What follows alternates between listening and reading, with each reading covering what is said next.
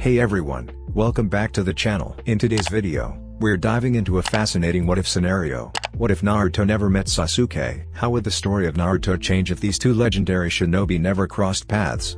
Would Naruto still grow to be the hero of the Hidden Leaf Village? Would his journey be completely different? We're about to explore all that and more. Before we jump in, if you're new here, make sure to hit that subscribe button and help me reach my goal of 1,000 subscribers. Your support means the world, and I truly appreciate it. Also, like the video if you enjoy these kinds of what-if discussions, and comment below with your thoughts on how Naruto's life might have turned out without Sasuke. Don't forget to share the video with your friends too. Now, let's get started and find out how Naruto's life could have unfolded in this alternate reality. Kakashi. Sakura called out urgently, her voice trembling with desperation. Kakashi. Tears streamed down her face as she pushed her way through the crowd, searching frantically for the silver-haired Jonin. According to Iruka, Kakashi had fought pain. But despite running in circles through the village, she still couldn't find him. "Where are you, Kakashi?" she muttered under her breath, her words carried away by the bustling noise of the village. Her heart raced as she continued searching through the wreckage of Konoha, where lifeless shinobi lay scattered across the once vibrant streets. She knew Kakashi was tough. Pain wouldn't be able to bring him down so easily. But pain had nearly destroyed the village in an instant, and she couldn't shake the fear that something terrible had happened to him. "Kakashi," she shouted again, her voice breaking. The tears in her eyes blurred her vision, and the weight of anxiety pressed down on her like a heavy stone. She didn't care that the villagers were staring at her, whispering among themselves. All she needed was to find Kakashi, to see him alive, no matter how battered or injured he might be. "Sakura." A small, familiar voice called her name, and she immediately recognized it as Lady Katsuyu, Tsunade's summon. She turned and spotted the small slug, then scooped her up into her hands. "Lady Katsuyu, do you know where Kakashi is?" Sakura asked urgently, her grip tightening around the slug. Lady Katsuyu was small, but every little slug was connected to the others, and if Kakashi was being healed elsewhere, this creature would know where he was. "Where is Kakashi?"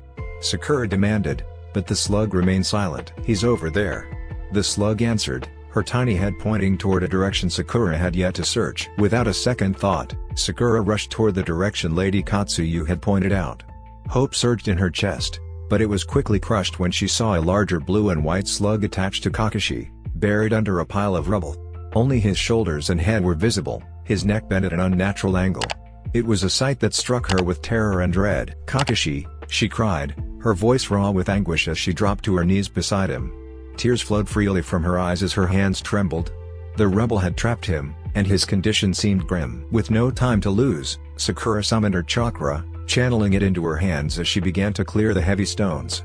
She worked relentlessly, determined to free him, to save him. As the debris slowly shifted, her heart sank at the sight of Kakashi's battered, unconscious form. It was clear that he'd faced a brutal battle. Gently, she cradled his head, realigning it with care, all the while whispering prayers for his safety. "Kakashi, please, stay with me," Sakura whispered, her voice filled with desperation. She summoned a large surge of green chakra, focusing it on healing his injuries, but no matter how much she tried, Kakashi's eyes remained closed. She pressed her chakra harder into his chest, her tears falling onto his Jonin vest, creating dark green circles where they landed. "Sakura, don't waste your chakra. He's gone." Lady Katsuyu's words struck like a cold blow, and Sakura's heart shattered. The realization that Kakashi might already be gone washed over her, bringing a wave of grief and hopelessness. She felt her hands tremble as her tears mixed with the green chakra, but she refused to let go. "No. He can't die. He can't leave me," Sakura sobbed, her voice thick with emotion. She couldn't accept that he was beyond saving. Her love for him, the life they had shared, fueled her determination. She refused to let him go. Sakura continued pouring her chakra into Kakashi's battered form, ignoring her exhaustion, her pain, her grief. She focused on every injury, hoping against hope that she could wake him up. She wouldn't give up, not when he had always been there for her. She couldn't bear to lose him now. The villagers watched in silence, witnessing the intensity of Sakura's love and determination. Even Lady Katsuyu, though resigned, stayed by her side. It was clear to the slug that Kakashi wouldn't be waking, but she wouldn't leave Sakura to face that reality alone. Hours passed, and the village grew quiet. Sakura's efforts became more frantic as the minutes stretched into eternity. But Kakashi's body remained still, unresponsive. No matter how much chakra she poured into him, no sign of life returned. Exhausted, heartbroken, and defeated, Sakura finally stopped. Her hands were unsteady as she touched Kakashi's cold skin, her chest tight with sorrow. She buried her face in his chest, sobbing uncontrollably, unable to accept the loss. "Kakashi!" she wailed, her anguished cry echoing through the village. The villagers, though they didn't fully understand the depths of her relationship with Kakashi, could feel the raw pain in her voice. Her love for him was undeniable, and it broke their hearts to witness her loss. Just as the village held its collective breath, specks of green light began to fall from the sky, one of which landed on Kakashi's battered form. The villagers watched in stunned silence, unable to believe what they were seeing. Slowly, Kakashi's chest began to rise and fall, and his lifeless body showed the first signs of life. It was a miracle. Kakashi's eyes fluttered open, and the first thing he saw was a cloud of pink resting on his chest. He tried to move his hand, and it landed on warm, soft skin. Blinking slowly, he focused, and his gaze cleared to reveal Sakura's tear-streaked face, her eyes filled with both relief and disbelief. "Kakashi?" Sakura whispered his name, her voice trembling with happiness and surprise. "Kakashi." She hugged him tighter, as if she never wanted to let him go. Kakashi gently rubbed her arm and pressed his mask-covered face to her head. "It's fine. I'm here. Don't cry," he murmured soothingly. His voice was like a balm to Sakura's soul, and she clung to him even more tightly, overwhelmed with relief and joy. Her tears still fell, but now they were tears of happiness and gratitude. His presence felt like a steady anchor in the storm that had raged around them. "You were dead.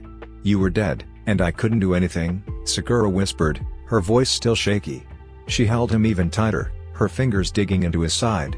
Kakashi winced at the pressure, but he didn't pull away. He understood the depth of her fear and was determined to give her the comfort she so desperately needed. Kakashi's gloved hand gently caressed her back, his masked lips pressing softly against her forehead. He could feel her heartbeat, steady and strong, and it reassured him as much as it reassured her. "I'm here now," Kakashi said, his voice tender. He continued to hold her close, offering her the warmth and comfort she needed. He understood the fear and anguish she had endured, and he couldn't bear to see her so broken. Sakura's grip slowly loosened as she began to regain her composure. Her tears began to subside, and with a shaky breath, she finally released the breath she had been holding. "Kakashi, you have no idea how scared I was. I thought I had lost you," she admitted, her voice soft and filled with emotion. She looked into his mismatched eyes, gray and red, and her gaze searched his, as if seeking reassurance. Kakashi's eyes softened as he met her gaze. "I'm here, Sakura. I'm not going anywhere," he reassured her, his words filled with a promise. He didn't understand how he was alive. He should be dead. He'd even spoken to his father, but here he was, breathing, alive. And he wasn't going to waste this second chance. He tried to sit up, and Sakura, sensing his intent, helped him. She hugged him again and settled on his legs, almost straddling him. It still felt surreal that he had returned from the brink of death. Whatever miracle had brought him back, she wouldn't question it. She was just grateful he was here. Kakashi held Sakura close as she buried her face in the crook of his neck. He could feel the warmth of her tears on his skin, and he held her with a tenderness born of deep affection. The emotions they had both experienced were overwhelming, but this moment of reunion was everything. "Sakura," he whispered, his voice filled with warmth and gratitude. He leaned down and pressed a soft, masked kiss to her lips. In that moment, no words were needed. Their embrace, their connection, said everything. As they clung to each other, the villagers who had witnessed Kakashi's miraculous revival couldn't help but be moved by the powerful bond between the two shinobi. Their love and devotion had transcended even death, and the villagers felt a renewed sense of hope amidst the devastation that pain had caused. Sakura rushed towards Kakashi as the war ended. She could feel his chakra levels were dangerously low, and if he exerted himself any further, he could die. A cold shiver ran down her spine as she remembered how he had already died once. "Kakashi," she said softly, wrapping his arm over her shoulder, and supporting him with her other arm around his waist. She gently helped him to his feet. "Let's get you to the medical tent. I'll heal you." Sasuke sneered from a distance. "Like the old man needs you, Sakura." Sakura glared at him, her protective instincts flaring. "He does need me, Sasuke, just like any comrade would. And I won't let anyone die on my watch," she retorted firmly. Sasuke smirked, meeting her gaze. "None of you deserve to live the way you do. My brother sacrificed himself for you." Sakura's expression hardened. "It's not my fault Itachi chose the life he did, Sasuke. If you don't need help, I won't force it on you. But Kakashi needs me, and I will always help him." Her voice was fierce as she stood by her decision. Sasuke narrowed his eyes. "You sure like those with Sharingan, don't you?" Sakura?" he taunted. Too bad Kakashi lost his. Sakura's eyes never wavered as she supported Kakashi. The Sharingan is just a tool, Sasuke. What matters is the person behind it.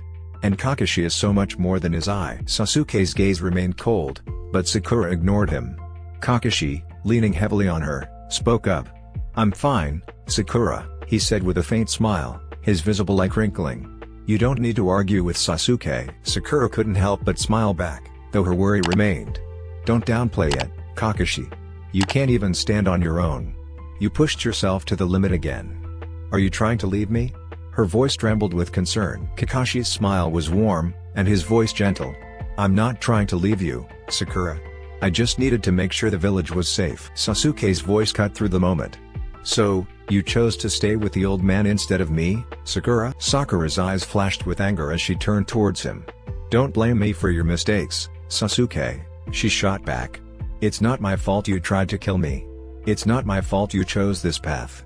And it's definitely not my fault that Kakashi knows how to love and care, unlike you." Sasuke's eyes narrowed at her words, frustration building within him.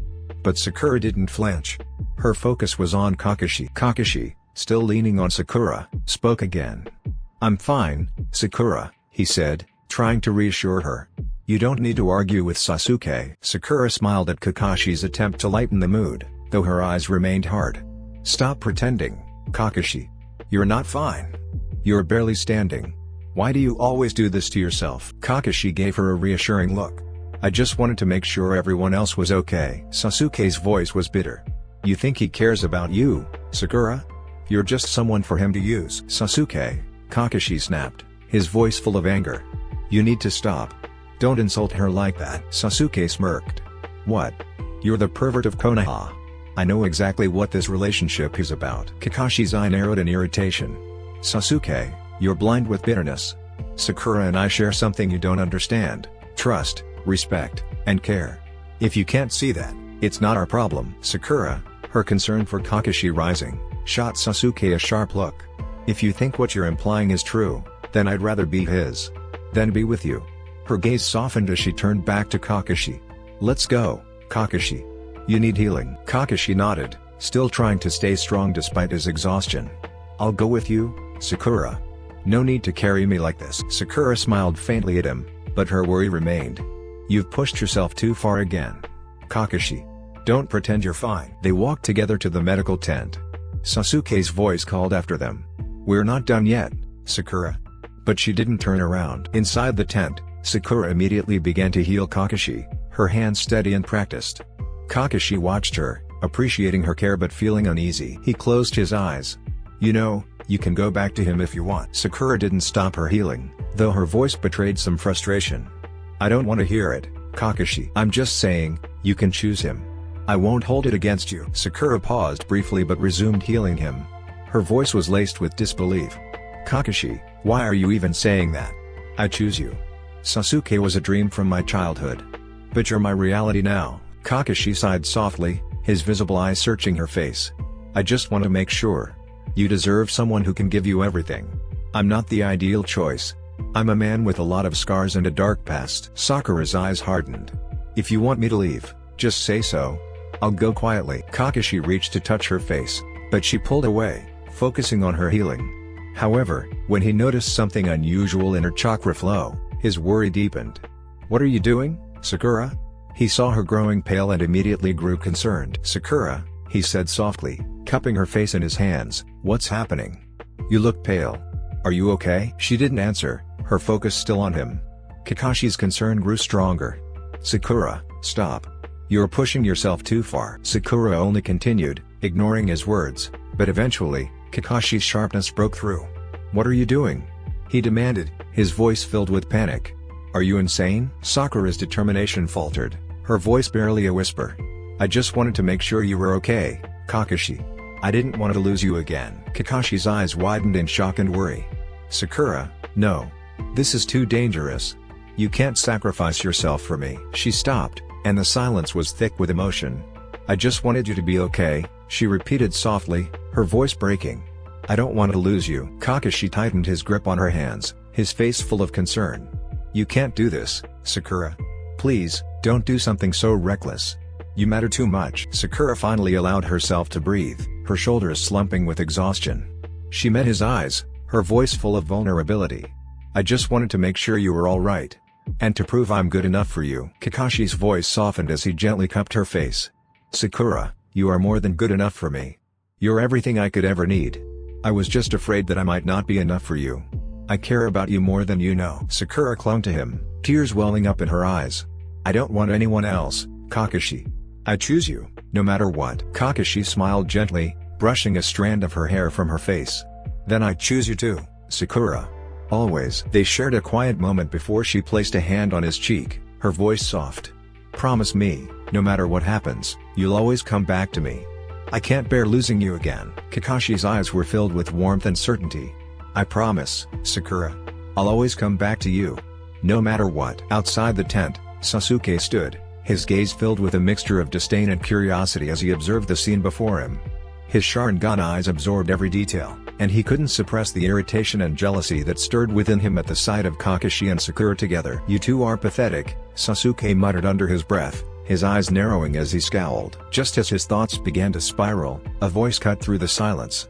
"Sasuke, you need to let go of the past." It was Naruto, who had approached quietly, observing the situation from a distance.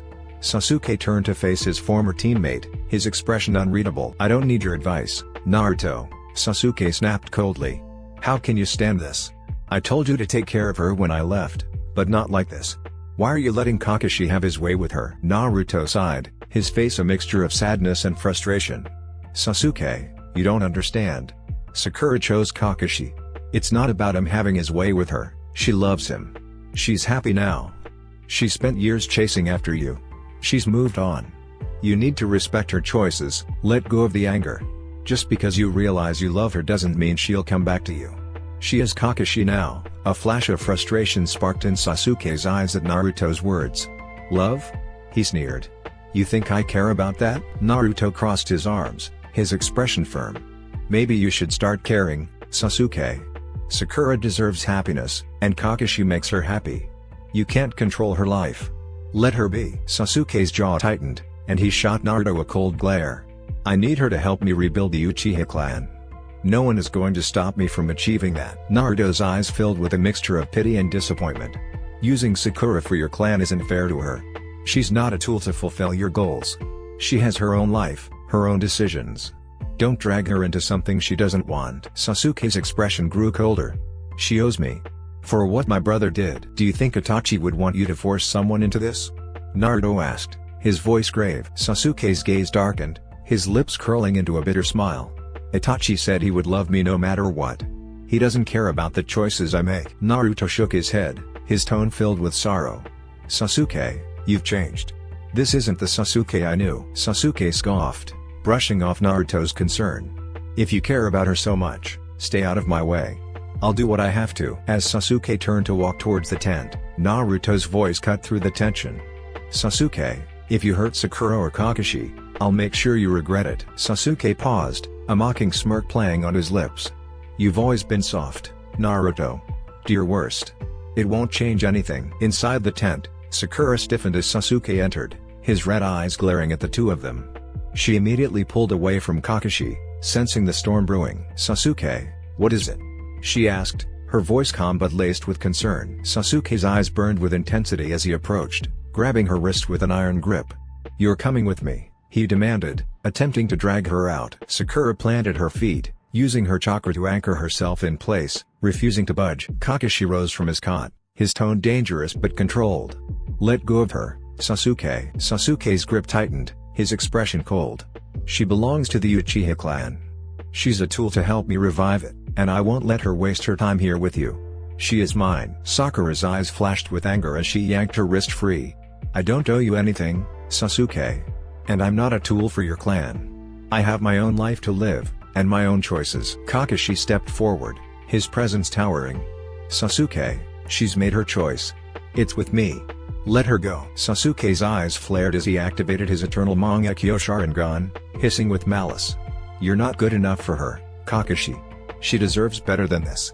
She's just a substitute for Rin, isn't she?" His gaze turned back to Sakura. "You think he loves you?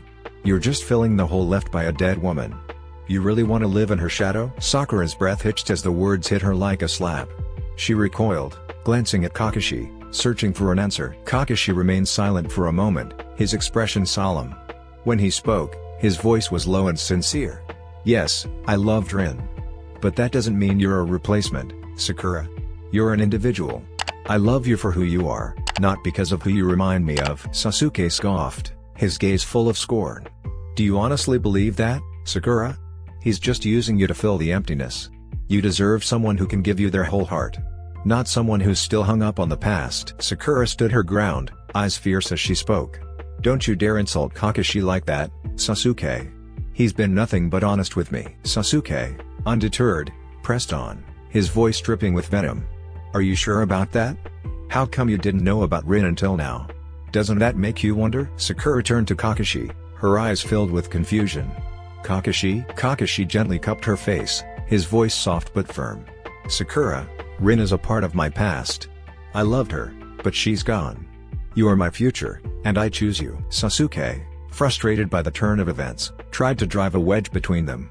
You think this is love, Sakura? You're just a substitute for someone who will never be here again. Don't let Kakashi use you. Kakashi's voice, though filled with emotion, remained steady.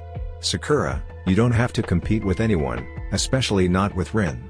You are my priority, and I love you for who you are. Sakura, wiping away her tears, looked at Kakashi, her eyes softening. I'm sorry. For doubting you, for doubting us. She turned to Sasuke, her voice steady and filled with resolve. But I'm not yours.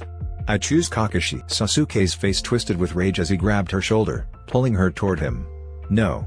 You're mine. Kakashi stepped forward, his anger bubbling to the surface. Sasuke, you can't claim her. She's made her choice. Naruto, outside the tent, could sense the escalating tension. He moved toward the entrance, ready to intervene. Sasuke, let her go. This ends now. Sasuke, eyes burning with fury, refused to release his grip. She's mine. Sakura, her heart heavy but resolute, glared at Sasuke. No, Sasuke. I don't belong to you, and I never will. Let go of me. With a final, defiant tug, she freed herself from his grasp, her determination stronger than ever. She looked at Kakashi, her trust in him unwavering. I'm with you, Kakashi. Sasuke, seething with rage, stormed off, the weight of his failed attempt pressing on him. Kakashi, though still tense, allowed a small smile to cross his face as he took Sakura's hand, knowing that, despite the trials they faced, they were stronger together. They want me to be the 6th Hokage, Kakashi told his girlfriend of almost 2 years. Sakura smiled, though she already knew this. She had overheard the elders talking about it and how they wanted her to leave the village so she wouldn't distract the next Hokage. That's amazing, Kakashi, Sakura said, her eyes lighting up with genuine joy, despite the sorrow in her heart. You deserve it. Kakashi looked at her with a heavy expression. Don't lie to me, Sakura, he said quietly. I know about the ultimatum they gave you. His voice grew softer. I heard them talking to you in your office. I heard everything, Sakura. Sakura's smile faltered as she met his gaze, a mix of sadness and frustration in her eyes. She took a deep breath before responding, her voice steady but tinged with regret. They're only doing what they think is best for the village, she explained. But I won't leave until you're inaugurated. I'll be there to see you wear the Hokage robes and hat. You'll be a great Hokage, Kakashi. Kakashi felt a surge of frustration. He wanted to shake her, to make her see reason. Is that supposed to make it okay, Sakura? He asked. I can't believe you're just going to do what they say. Sakura's eyes hardened as she met his gaze with determination. Do you think I want to leave? She asked, her voice firm. I don't. I love you more than anything, Kakashi. It hurts to think about it. But I won't be the reason you don't reach your full potential as Hokage. You've worked too hard for this. Kakashi's gaze pierced her. Sakura, I won't accept the position if it means losing you. You staying here is everything to me. I need you. I'll refuse it if I have to. Just stay with me. Sakura took his hand and gently pressed it against her cheek. I know you need me, Kakashi. But I also know how much being Hokage means to you. I won't let my presence stand in the way of your dreams. I'll stay until your inauguration, but after that, I'll support you from the shadows. I'll always be there for you, even if I'm not physically present. Kakashi sighed, his heart torn. I don't want to lose you, Sakura. I need you by my side. You're not losing me, she said softly, lifting her eyes to meet his. I'll still be supporting you. I just won't be with you in the village. If being Hokage means losing you, then I don't want it, Kakashi said, his voice laced with desperation. Sakura, please don't make me choose between you and this position, he pleaded. I worked so hard for this, but not at the cost of losing you. I'm not asking you to sacrifice it all, Kakashi, she said, her voice breaking. But don't throw away what you've earned for me. Kakashi shook his head, his resolve unwavering. I'm not throwing anything away. No title is worth losing the happiness I've found with you. Sakura, he said, stepping forward and placing his hands firmly on her shoulders. I'm not losing you over a title. Sakura's eyes softened, tears slipping down her cheeks as she looked up at him.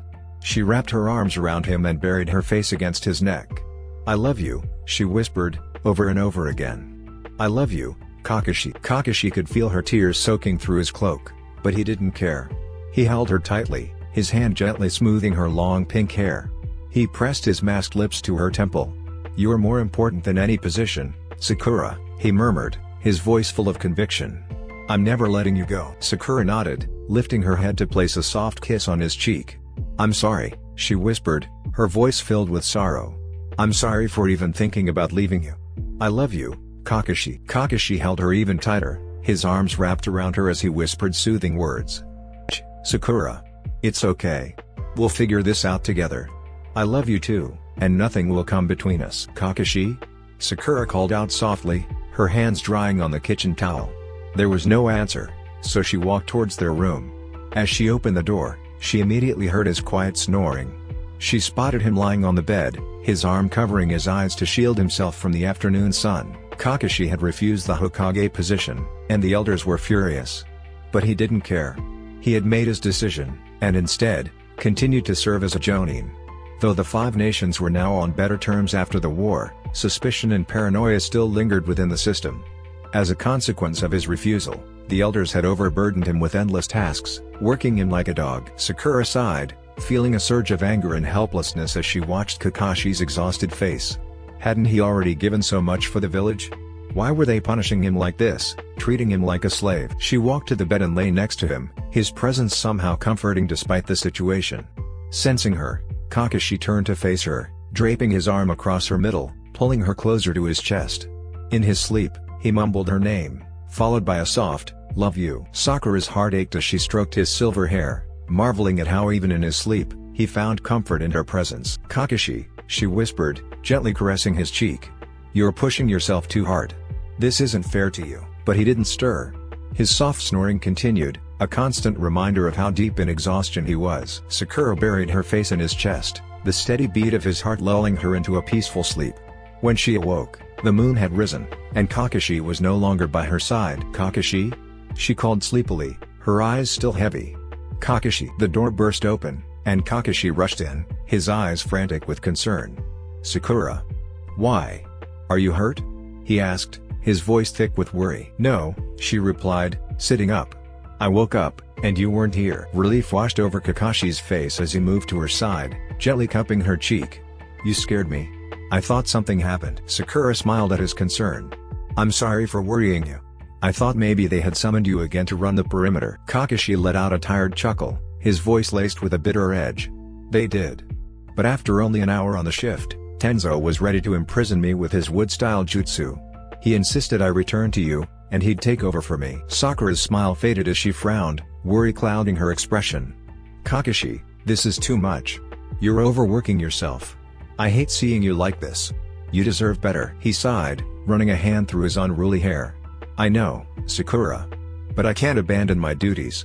The village still needs protection, and I can't turn my back on that responsibility." Sakura's eyes hardened with determination. "I get that, but this is no longer just about duty. The elders are using their power to manipulate you, punishing you because you refuse to be Hokage. It's not fair." Kakashi's gaze darkened, frustration and resignation mixing in his eyes. "I know, Sakura. But I can't let the village be defenseless.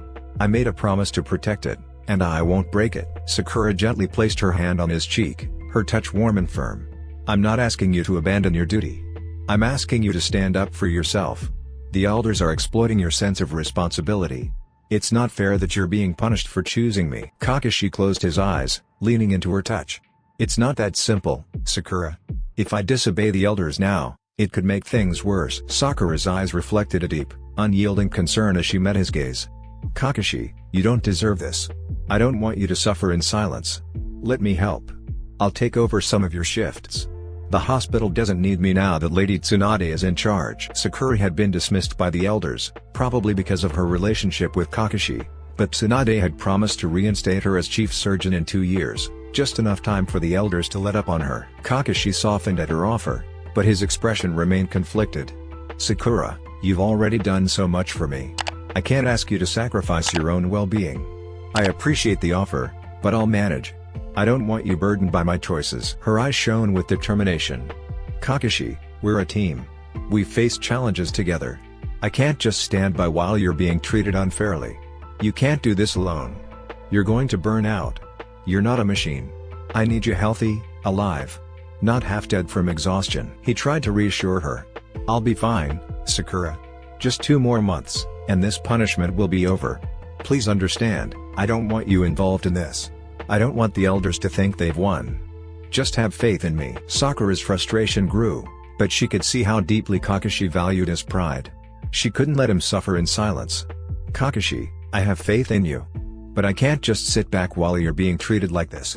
Let me help, even if it's just a little." He gazed at her, his visible eyes softening as he recognized the sincerity in her words. "All right, Sakura. If it means that much to you, you can help. But only for a short while, and only when it doesn't affect your health. Just a few shifts. I don't want you overexerting yourself. We'll face this together, but I won't let you carry the whole weight." Sakura smiled with relief, determination still glowing in her eyes. "Thank you, Kashi." Her voice was filled with affection as she used her special nickname for him. Kakashi knew he had made the right decision. "We'll get through this together, and I won't let you shoulder everything on your own," she added, her voice resolute. Kakashi pulled her closer, pressing his lips softly to her temple. "I know, Sakura. You make the impossible possible for me." She was running along the village's perimeter that night. The absence of the moon provided the perfect cover. When she finished her run, she paused, standing guard at the edge of Konoha, facing the dense forest. This area used to belong to the Uchiha clan, but the village reclaimed it after their massacre. She sighed, knowing that tonight would be a long one. She had forced Kakashi to stay home, even going as far as drugging him so he could sleep. He had been on duty for 72 hours and nearly collapsed when he returned. If someone attacked him in this state, he wouldn't stand a chance. Her hatred for the old man who had put Kakashi in this position ran deep. "So, the old man makes you pick up his shifts? Pathetic." A voice cut through her thoughts, pulling her from her musings. "If you were with me, I wouldn't make you do this. I treat you better than the emperor treats his wives." Sakura turned to see Sasuke step out of the shadows, his Sharingan glowing red in the darkness. The air was thick with tension as he approached, his presence unsettling. "Sasuke, what are you doing here?" Sakura asked, her voice a mix of annoyance and suspicion. "And don't talk to me about emperors or whatever. I don't have time for your games." Sasuke ignored her irritation, his gaze fixed on her with intense determination. "You're wasting your time with that old man. I can offer you power, protection, everything you need. You wouldn't have to live this pathetic life." Sakura scoffed, her irritation growing. "I'm not interested in your offers, Sasuke. I've made my choices and I'm sticking to them. Now leave, before I have to make you." Sasuke's eyes narrowed, his expression darkening. "You think you can defy me, Sakura? You're mine, and you'll do as I say." "I'm no one's," Sakura snapped, her annoyance clear. "How many times do I have to tell you that?" Sasuke's voice grew colder. "You say that, but then you sleep with him? Whoever possesses your body owns you, Sakura. And it should be me." Sakura's eyes blazed with fury. "No one owns me, Sasuke. Not you, not anyone. I choose who I'm with, who I sleep with, and it's not you. I've moved on, and you need to accept that." Sasuke stepped closer, his Sharingan spinning faster. "You're making a mistake, Sakura. Choosing that old man over me, over the power I can offer you. You'll regret it." Sakura stood firm, fists clenched. "I don't want your power, Sasuke. I want a life where I can make my own choices, where I'm with someone who truly cares about me. You lost any chance with me the moment you tried to kill me." Sasuke's eyes flickered with anger and frustration. "You'll regret rejecting me, Sakura. I won't let you be happy with him." Before Sakura could respond, Sasuke lunged at her with lightning speed, kunai in hand. But Kakashi appeared in a blur of movement, intercepting the attack with his own kunai. "Sasuke, enough." Kakashi's voice was cold and firm. "You won't lay a hand on her." Sasuke sneered, pressing against Kakashi's kunai. "You're in my way, old man. Move aside." Kakashi's visible eye gleamed dangerously. "I won't let you harm Sakura. You lost your right to pursue her when you betrayed the village. Now, leave before I do something we'll all regret." "I heard you fell from grace, Kakashi," Sasuke mocked. "You really want to kill the last Uchiha? The elders are quick to forgive me just because I'm the last of our bloodline. You might want to rethink your words." Kakashi's gaze remained steady, his resolve unbroken. "I don't care about your bloodline, Sasuke. I care about Sakura's safety. If you try to harm her, I won't hesitate to stop you. If it means killing you to protect her, I'll do it. The elders won't forgive you if you do that. They may just kill you as punishment." "And I don't care," Kakashi said, unwavering. Sasuke's Sharingan flared, a dark aura enveloping him. "You'd throw everything away for her, Kakashi? Your reputation, your position, your life?" Kakashi's grip tightened on his kunai. "Sakura means more to me than any of that. I won't let you or anyone threaten her. Now leave, before I decide to end this." The tension in the air thickened as Kakashi and Sasuke faced off, neither willing to back down. Sakura watched, torn between the two men who represented different parts of her life. Sasuke's eyes flashed with dangerous intent, and with a swift hand sign, chakra surged around him. Before Kakashi could react, Sasuke vanished, reappearing behind Sakura with his kunai pressed to her throat. "Sasuke!" Sakura gasped, fear flooding her chest. "What are you doing?" Sasuke's voice was low and menacing. "I don't care about your threats, old man. But I know you care about her life. If you move, she dies." Kakashi's eye narrowed, fists clenched. He was torn between protecting Sakura and the realization that one wrong move could endanger her. "Sasuke, let her go," Kakashi demanded, but his eyes remained fixed on the kunai at Sakura's throat. "If I can't have her, no one will," Sasuke declared, his eyes burning with resolve. The air crackled with tension. Sakura whimpered as the blade pressed harder against her skin, but she suppressed her fear when she saw Kakashi inching toward her. "Stop it, both of you," Sakura commanded, her voice strong despite the fear running through her. "I won't let you fight over me like I'm some object to be claimed. Sasuke, I've made my choice. Kakashi is the one I love. Stop this, Sasuke." But Sasuke's grip tightened, and the kunai cut into her skin. She winced but pushed through the pain. "Sasuke, let me go," she whimpered. Sasuke's expression darkened with frustration. "You're deluding yourself, Sakura. You think you can just choose him and everything will be fine? No. You made a mistake, and now you'll pay for it." "Sasuke, hurting me won't change anything. It won't make me choose you. You just proved my point," she cried. "Let me go, Sasuke. Please." Sasuke's face remained cold as ever, his Sharingan still active. The tension in the air was suffocating as Kakashi carefully assessed the situation. "Sasuke, listen to her," Kakashi urged, his voice calm yet firm. "Harming Sakura won't give you what you want. Let her go, and we can talk." But Sasuke seemed beyond reason. "Talk? There's nothing to talk about. She made her choice, and now she'll face the consequences." Sakura's heart raced as she tried to think of a way to de-escalate the situation. "Sasuke, please. Let's find a way to solve this that doesn't involve violence. Hurting me won't change anything." Sasuke's grip tightened, his glare fixed on Kakashi. "I don't care about finding a solution. I care about making her realize her mistake." Kakashi's visible eye glinted with anger. "Sasuke, if you harm her, there's no going back. We can find a way to live in this village without violence. Let her go, and we can talk." Sasuke hesitated, his eyes flickering between Sakura and Kakashi. After a tense moment, he shoved Sakura away and disappeared into the shadows, leaving her trembling but unharmed. Sakura collapsed to the ground, gasping for air as Kakashi rushed to her side. He helped her up, his face filled with concern. "Are you okay, Sakura?" She nodded, relief flooding her as she met his gaze. "I'm fine, Kakashi. Thank you for intervening. I don't know what he would have done." Kakashi's grip on her tightened protectively. "I won't let anyone hurt you, Sakura. We need to find a way to deal with Sasuke and the elders. This can't continue." "I'm fine," she whispered, her hand glowing green as she healed the shallow cut Sasuke had inflicted. "I will be fine." The tension hung thick in the air as Kakashi and Sakura stood together, contemplating the encounter. The weight of their confrontation with Sasuke lingered, leaving an unsettling atmosphere behind. Kakashi's gaze softened, his visible eye full of concern. "Sakura, we can't let this continue. Sasuke's obsession is dangerous. Once he decides something, he'll stop at nothing to get it." "I just have to be more careful," Sakura reassured him. Besides, one more week before your punishment ends, right? But Kakashi shook his head.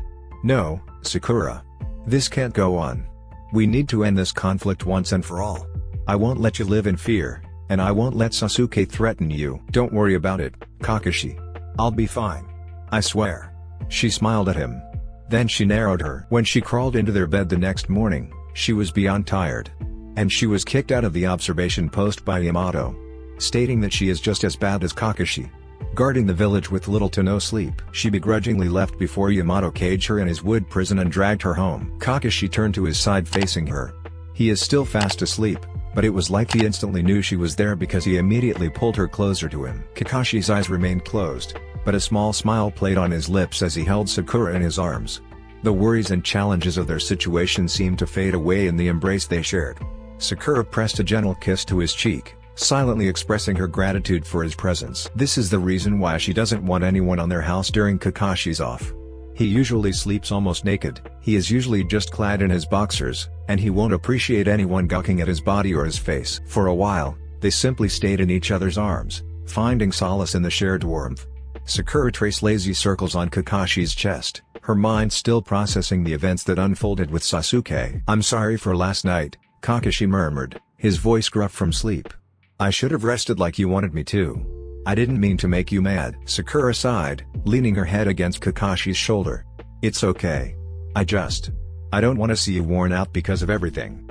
And I don't want a half-dead boyfriend on my bed. 1. I can't have my quality time with him. 2nd, it makes me anxious. And lastly, it makes me want to attack the elders. Kakashi chuckled softly, his fingers gently running through Sakura's hair. I appreciate your concern, Sakura. But you don't have to resort to drugging me. We'll figure this out together, okay? And as for the elders, let me handle them. You focus on taking care of yourself and staying safe. Sakura nodded, a small smile playing on her lips. I know, Kakashi. I hate feeling helpless. I hate that we have to deal with all of this. But as long as we're together, I know we can face anything. Kakashi's grip on her tightened, and he pressed a soft kiss to the top of her head. We'll find a way, Sakura. We always do. And I won't let anyone harm you. You mean everything to me. Sakura nodded, her fingers idly playing with the fabric of their sheets. I just to do more, you know? I want to protect you, too. Kakashi gently lifted Sakura's chin, making her meet his gaze. What you're doing everything you can, Sakura, and it's more than enough for me. You've been my strength through all of this. We'll face whatever comes our way together. She buried her face on his chest again and hummed. Kakashi chuckled again. Too tired? He asked, but he doesn't expect an answer and just kissed her forehead. Sleep now, Sakura. The room was filled with a comfortable silence as Sakura closed her eyes, allowing the weariness of the night to catch up with her. Kakashi's steady heartbeat beneath her ear provided a soothing rhythm, and she felt the tension slowly melting away. A year passed and everything fell into place. The whole Sasuke fiasco was averted when the Uchiha saw Hinata's younger sister. It was actually a good match since Hanabi is the type of woman who won't let anyone trample on her. And when she finally showed him just what she can to do him with the help of her Byakugan, Sasuke mellowed down. But just when Kakashi is lowering his guard, Sakura started to act differently. She is always breathing down his neck. Every little thing he does is wrong. She doesn't seem happy to see him after a long day of work. She doesn't want to eat anything he cooks for her. There's a permanent scowl in her face. She doesn't even want to sleep next to him anymore. She often opted to sleep on the couch or the floor. Sometimes, when she thought he wasn't around, he sees her stares absent-mindedly into the horizon. Her forehead is scrunched so tightly that a deep valley of skin can be seen in her face even if she's relaxed. Kakashi couldn't help but feel a growing sense of unease and confusion as Sakura's behavior continued to change. Is she already second-guessing their relationship? Is there someone else? But who is suicidal enough to try and mess with her when she is with him? Is Sakura even cheating on him? He never smelled anyone on her, and he should know since his nose can rival the Inuzuka. She is just cold and distant. He would prefer that she is shouting at him than brave the cold, dead stares that she often gives him nowadays. Kakashi's mind was filled with a whirlwind of questions and concerns as he observed Sakura's changing behavior. The once harmonious and loving relationship now seemed to be shrouded in tension and uncertainty. Kakashi couldn't ignore the growing distance between them, and one evening, after another tense encounter with Sakura, he decided it was time to confront her about it. He found her in the living room, sitting on the couch and staring blankly at the wall. Sakura, Kakashi started cautiously, taking a seat beside her. We need to talk. When Sakura just stared at him without a word and without any thought. He had enough. He clasped his hands on her shoulders and lightly shook her. When she stared at him again, he can see her confusion. Sakura, what's going on? You've been acting distant, and it's tearing me apart. I can't even touch you without you flinching. Did I do something wrong? Are you okay? Kakashi asked, his visible eye filled with concern and a hint of hurt. But Sakura didn't answer him. She just stared at him with her big green eyes full of hurt. And then she burst out crying. Kakashi's concern deepened as he watched Sakura break down in tears. He released his grip on her shoulders and instinctively pulled her into a comforting embrace. She clung to him, her sobs muffled against his chest. Sakura, what's wrong? Please, talk to me, Kakashi urged gently, his voice a mixture of worry and empathy. Sakura struggled to compose herself, hiccuping between sobs. After a few deep breaths, she finally spoke, her voice shaky but filled with a mix of frustration and sadness. I don't want you to hate me, Kakashi. She managed to let out before her tears started to fall silently. Kakashi's heart sank at Sakura's words. He tightened his embrace, holding her even closer. Sakura, I could never hate you. What's going on? You can tell me anything. Sakura took a shaky breath before finally opening up. I was on a mission. 6 months ago. She started, and Kakashi's brow furrowed. If he remembers correctly, that was when she started to act out, right after she returned from that mission. When I was running towards a community on the outskirts of Fire Country. I felt searing pain on my abdomen. I thought it was appendicitis or something. Kakashi's eyes widened in concern as he listened to Sakura's revelation. He could feel his worry for her escalating, and he gently lifted her face to meet his gaze. Sakura, why didn't you tell me about this? What happened? Kakashi asked, his voice filled with genuine concern. Sakura hesitated, her eyes avoiding Kakashi's for a moment before she finally spoke. I promise, Kakashi. I have no idea. I didn't know. And she was hysterically crying again. Kakashi's confusion deepened, and he gently wiped away Sakura's tears with his thumb. Sakura, take a deep breath and tell me what happened. I'm here for you. Sakura took a shaky breath, trying to compose herself. I was nearing the community. So, I ignored it. I was telling myself that I can examine myself thoroughly if I am on a place safe. She looked at him in the eye, and his heart constricted at the pain reflected in her green orbs. Kakashi listened attentively, his concern growing with each word Sakura spoke. He could sense that whatever happened during that mission had a profound impact on her, both physically and emotionally. As soon as I arrived at the community, I felt something running down my legs. Sakura's voice trembled as she continued, reliving the painful memory. I looked down, and there was blood. So much blood. Her hands shook, and Kakashi held them gently, offering silent support. I didn't know, Kakashi. I don't have any clue that. And she stopped because she can't stop the agonized cry that tore through her. Kakashi's heart clenched at Sakura's words, his own eyes reflecting the pain he felt for her. He continued to hold her hands, offering whatever comfort he could as she relived the traumatic experience. I lost the baby, Kakashi, Sakura finally confessed, her voice barely above a whisper. I didn't even know I was pregnant until it was too late. The pain, the blood. I thought I was dying. And I was alone, in a mission, far away from any help. I couldn't save our baby. The weight of Sakura's revelation hung heavily in the air. Kakashi's mind raced, and as hard as he tried he cannot process what Sakura just said to him. He recognized the words, but it felt like the meaning were lost somewhere. For a moment, Kakashi couldn't comprehend the gravity of Sakura's words. The revelation hit him like a tidal wave, and he felt an overwhelming mix of shock, sadness, and a sense of helplessness. Baby? Kakashi repeated. He was at a loss. He closed his eyes tightly when the meaning finally registered in his brain. This is not what he had expected. He expected her to say that she's bored playing the housewife when she's not even his wife or being with an old man. Anything but this. He looked at the woman in front of him, and she is still crying. It's as if a dam had broken inside her and now, she can't control her tears. Kansas, Kakashi. She sniffed, trying to get his attention. But his mind is somewhere else. He let go of her hand. I'm sorry, Sakura. I can't. He stood up from the couch and leapt out of their window into the night sky. As Kakashi leapt into the night sky, leaving Sakura sitting on the couch, the room felt emptier than ever. Sakura's tears continued to flow, her heart heavy with the weight of the painful revelation she had just shared with Kakashi. Kakashi, on the other hand, soared through the village, the cool night air doing little to alleviate the turmoil in his mind. He couldn't believe what he had just heard.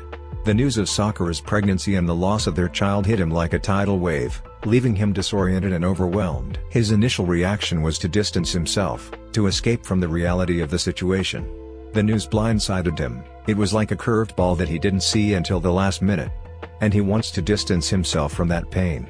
He wanted to have time. He closed his eyes again. Sakura is strong. She can handle this herself. I need time to think. He convinced himself as he ran away from their home. The night air was cold against Kakashi's face as he moved through the village, grappling with his emotions. His mind was a chaotic whirlwind of thoughts, and he found himself unable to process the weight of Sakura's revelation. The fact that she had been pregnant, that they had lost a child together, it was a reality he wasn't prepared to face. He was prepared to hear that she is losing interest on him or their relationship. That she is tired of playing as his housewife, even though they are still not married. But this? How can someone prepare for it? As Kakashi landed on the rooftop of a nearby building, he took a moment to collect his thoughts.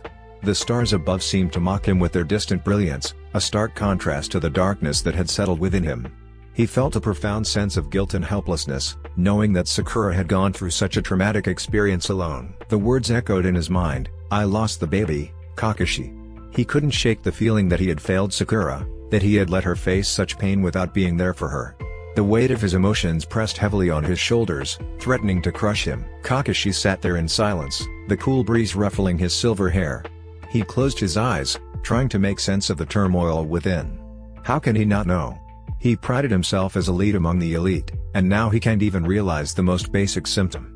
She was irritable for weeks before that mission, she was sleepy, and became a picky eater. That is a textbook symptom of pregnancy. How did he miss that? The questions lingered in Kakashi's mind as he sat in solitude on the rooftop.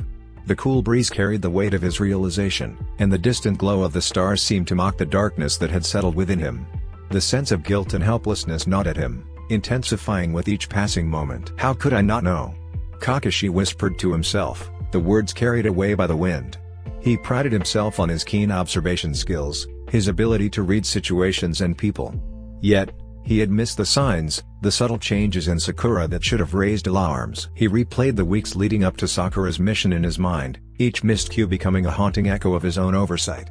The irritability, the fatigue, the change in appetite, classic symptoms that he, with all his training and expertise, failed to recognize. I should have seen it, Kakashi muttered, frustration and self-blame evident in his voice.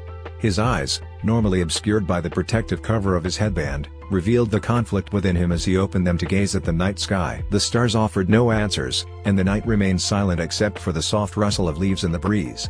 Kakashi's mind, usually sharp and focused, now felt clouded by a fog of regret and remorse. He took a deep breath, attempting to clear the tumultuous thoughts racing through his mind.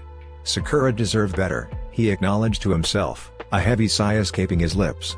The weight of the situation hung over him, the sense of failure gnawing at his core. As he sat there, Kakashi knew that the road ahead would be challenging.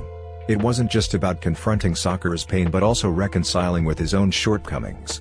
The realization that he had missed something so crucial left a bitter taste in his mouth. He took a deep breath and leaped away from the house that became their home for almost 3 years. He can't face her. He can never face her again. As he landed on another rooftop, the village stretched out before him, bathed in the dim light of the moon. The shadows seemed to dance, mirroring the turbulence within his heart. He grappled with conflicting emotions, guilt, regret, and a sense of failure. She deserved better, Kakashi mumbled to himself, the words lingering in the night air. The realization of his oversight gnawed at him, and he knew that facing Sakura now might not be the right course of action. He continued leaping across rooftops, putting distance between himself and the home that had become a sanctuary for them over the past few years. The rhythm of his movements was mechanical, a reflection of the turmoil in his mind. Her words, "I lost the baby, Kakashi," echoed repeatedly through the recesses of his mind. The village sprawled below him, bathed in the soft glow of the moon, and the shadows seemed to dance in tune with the conflicting emotions that gnawed at his heart. She deserved better, he muttered once more, the words a whispered acknowledgement of the regret and self-blame that clung to him. He leaps from rooftop to rooftop, away from their place, away from the memories. Away from everything. I'm sorry, Sakura. He thought. I don't deserve you. Sakura was left alone in their house. And everywhere it felt cold. It felt cold in the living room, in the kitchen, in the bathroom, in their bedroom. Everything is cold to her. And then she realized, it's not the house that was cold. It was her. Nothing is left for her.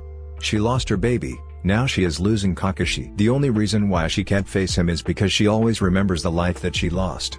She is not mad at Kakashi, she's mad at herself. For being careless, for being useless. And she pushed him away because she felt like she doesn't deserve his kindness. But now she needs it. Sakura sat on the couch, surrounded by the haunting silence of their home. Her tears continued to flow as she replayed the painful memories of the mission in her mind. The weight of loss pressed heavily on her chest, and the realization that she had kept this from Kakashi only intensified her grief. As the minutes passed, Sakura found herself succumbing to a suffocating loneliness. She missed Kakashi, but the fear of his rejection paralyzed her. She knew she had to talk to him, to explain, but the words seemed to elude her. The pain was too raw, and the guilt too overwhelming. She didn't realize that she fell asleep. When she woke up, the sun is shining bright on the horizon. But she is still cold. The house is still cold. And there's no Kakashi anywhere. She felt her tears pool in her eyes again. Sakura wiped away the tears, mustering the strength to find Kakashi and face the consequences of her silence. She searched the village, checking all the places he might be, but there was no sign of him. Anxiety gnawed at her as she wondered where he could have gone. Is he going to leave me now? She thought. And panic started to rise on her chest. Her heart pounding painfully, and she found herself on the floor, on all fours. The panic and pain overwhelmed Sakura as she knelt on the floor, the weight of her actions and the fear of losing Kakashi crashing down on her. The realization that he might leave her, unable to cope with the tragedy they faced, tore at her heart. Desperation fueled her actions as she rushed to find him. She checked the places that held significance in their relationship, the training grounds, the memorial stone, and even the place where they shared their first kiss. But Kakashi remained elusive. And so she searched for him. Searched for him everywhere, not caring how she looks like to others. Her only purpose is to find him. But hours passed and she still haven't seen him. The townspeople are now gawking at her, whispering. But she didn't care. She has to find him. She has to find Kakashi. Hey, Sakura-chan, where are you going? A man held her wrist and was asking her. She didn't know who it was or how many hours had passed since she started looking for Kakashi. But the sun is still shining brightly. It could have been just an hour or so. She didn't answer the person who was brave enough to interrupt her. She just wrestled her wrist out of his grasp and continued walking looking for Kakashi. Sakura. The man called after her. But she didn't care. There's only one name that matters to her now. Kakashi. Kakashi. Kakashi. She needs to find Kakashi. The man stared at her when she didn't even bother to look back. He took a deep breath and decided to follow her. She must be out of her mind because she looks like a mess. Her long pink hair is tangled, her eyes are red-rimmed, her cheeks blotchy, her clothes dirty and crumpled, and she wears no shoes. She had been walking around town barefoot and from what he can see, her feet are already bloody. The man caught up with Sakura, gently placing a hand on her shoulder to get her attention. Sakura, what's going on? Why are you looking for Kakashi like this? But Sakura didn't answer him. She just needs to find him. One look at his face and she knows she will be alright. But the nagging pain and grief continues to crush her. And she can't do anything except cry and mutter his name. The man continued to follow Sakura, growing increasingly worried about her well-being. He couldn't understand what had happened, but seeing her in such a distressed state raised his concerns. He gently tried to guide her towards a quieter place, away from the prying eyes of the villagers. Sakura, please, talk to me. What happened with Kakashi? Why are you so desperate to find him? He asked, his voice filled with genuine concern. But Sakura remained unresponsive, and just walked past him. It was like she had shut off the world. She continued traversing the streets and looked for him everywhere and failing to find him. And it was the straw that finally broke Sakura's back. Kakashi. A voice called out. And Kakashi turned to look at the newcomer. It was Genma. What is it? He asked coldly. He had been hiding in the forest where he and his father used to frequent when he was still alive. Only Genma and Guy knew about that place. He can't face anyone now. You have to go home. He panted, but Kakashi just turned his back on him. Genma forced the man to look at him. You have to go home, Kakashi. I just run into Yamato. He had been tailing Sakura for over 2 hours. She looks like a mess. He told him. No, not a mess. She looks like a crazy person wandering the streets. And she is chanting your name. What happened? Did the two of you had a fight? Whatever it is that you two fought about, talk to her. It looks like her sanity is only hanging by a thread. Kakashi's expression remained stoic, but a flicker of concern crossed his eyes at Genma's words. He reluctantly tore his gaze away from the memories lingering in the forest and focused on his friend. What are you talking about, Genma? Kakashi's voice betrayed a hint of confusion, his mind racing to understand the gravity of the situation. Genma sighed, a mix of frustration and empathy etched on his face. I don't know the details, but something's seriously wrong with Sakura. She's been acting strange, chanting your name like a mantra. Yamato said he tried talking to her but it was like, she just shut off the world. He slightly shook Kakashi. Kakashi, you're my friend. But Sakura-chan is my friend too. Talk to her. I won't. Kakashi simply answered. He can't bring himself to face her. Kakashi, she's losing her mind looking for you. Genma's frustration grew, and he grabbed Kakashi's arm, holding on firmly. You can't just ignore this, Kakashi. Whatever happened, she needs you. Sakura is not just someone. She's your friend, your partner, and right now, she's hurting. You can't just abandon her when she's clearly falling apart. Kakashi's eyes narrowed, a mix of emotions playing across his face, but Genma held his gaze, refusing to let go. You can't keep running away from your problems, especially when someone you care about is suffering. Whatever it is, facing it head-on is the only way to make things right. I can't face her, Genma, he said in a measured voice. I can't. And you said so yourself, she's your friend. Take care of her for me. Genma tightened his grip on Kakashi's arm, his frustration giving way to a more serious tone. Kakashi, I get it. But you can't just pass this responsibility to someone else. Sakura needs you. Whatever happened, it involves both of you, and running away won't solve anything. Kakashi's gaze dropped to the ground for a moment before he met Genma's eyes again. I can't face her now. Not like this. She's looking around the village for you, he shouted at the man. She looked like a mess. Her hair looks like a bird's nest, her face is red and puffy because of her tears. She had been walking around the village, chanting your name. Like you're some forgotten god. Genma's words struck Kakashi like a blow, and a shadow of guilt crossed his eyes. The image Genma painted of Sakura searching for him, distressed and disheveled, tugged at something within him. Kakashi, she's out there, desperately trying to find you. You can't turn your back on her when she needs you the most, Genma pleaded, his grip on Kakashi's arm unyielding. She's not looking for some distant deity. She's looking for the person she cares about, the person who matters to her.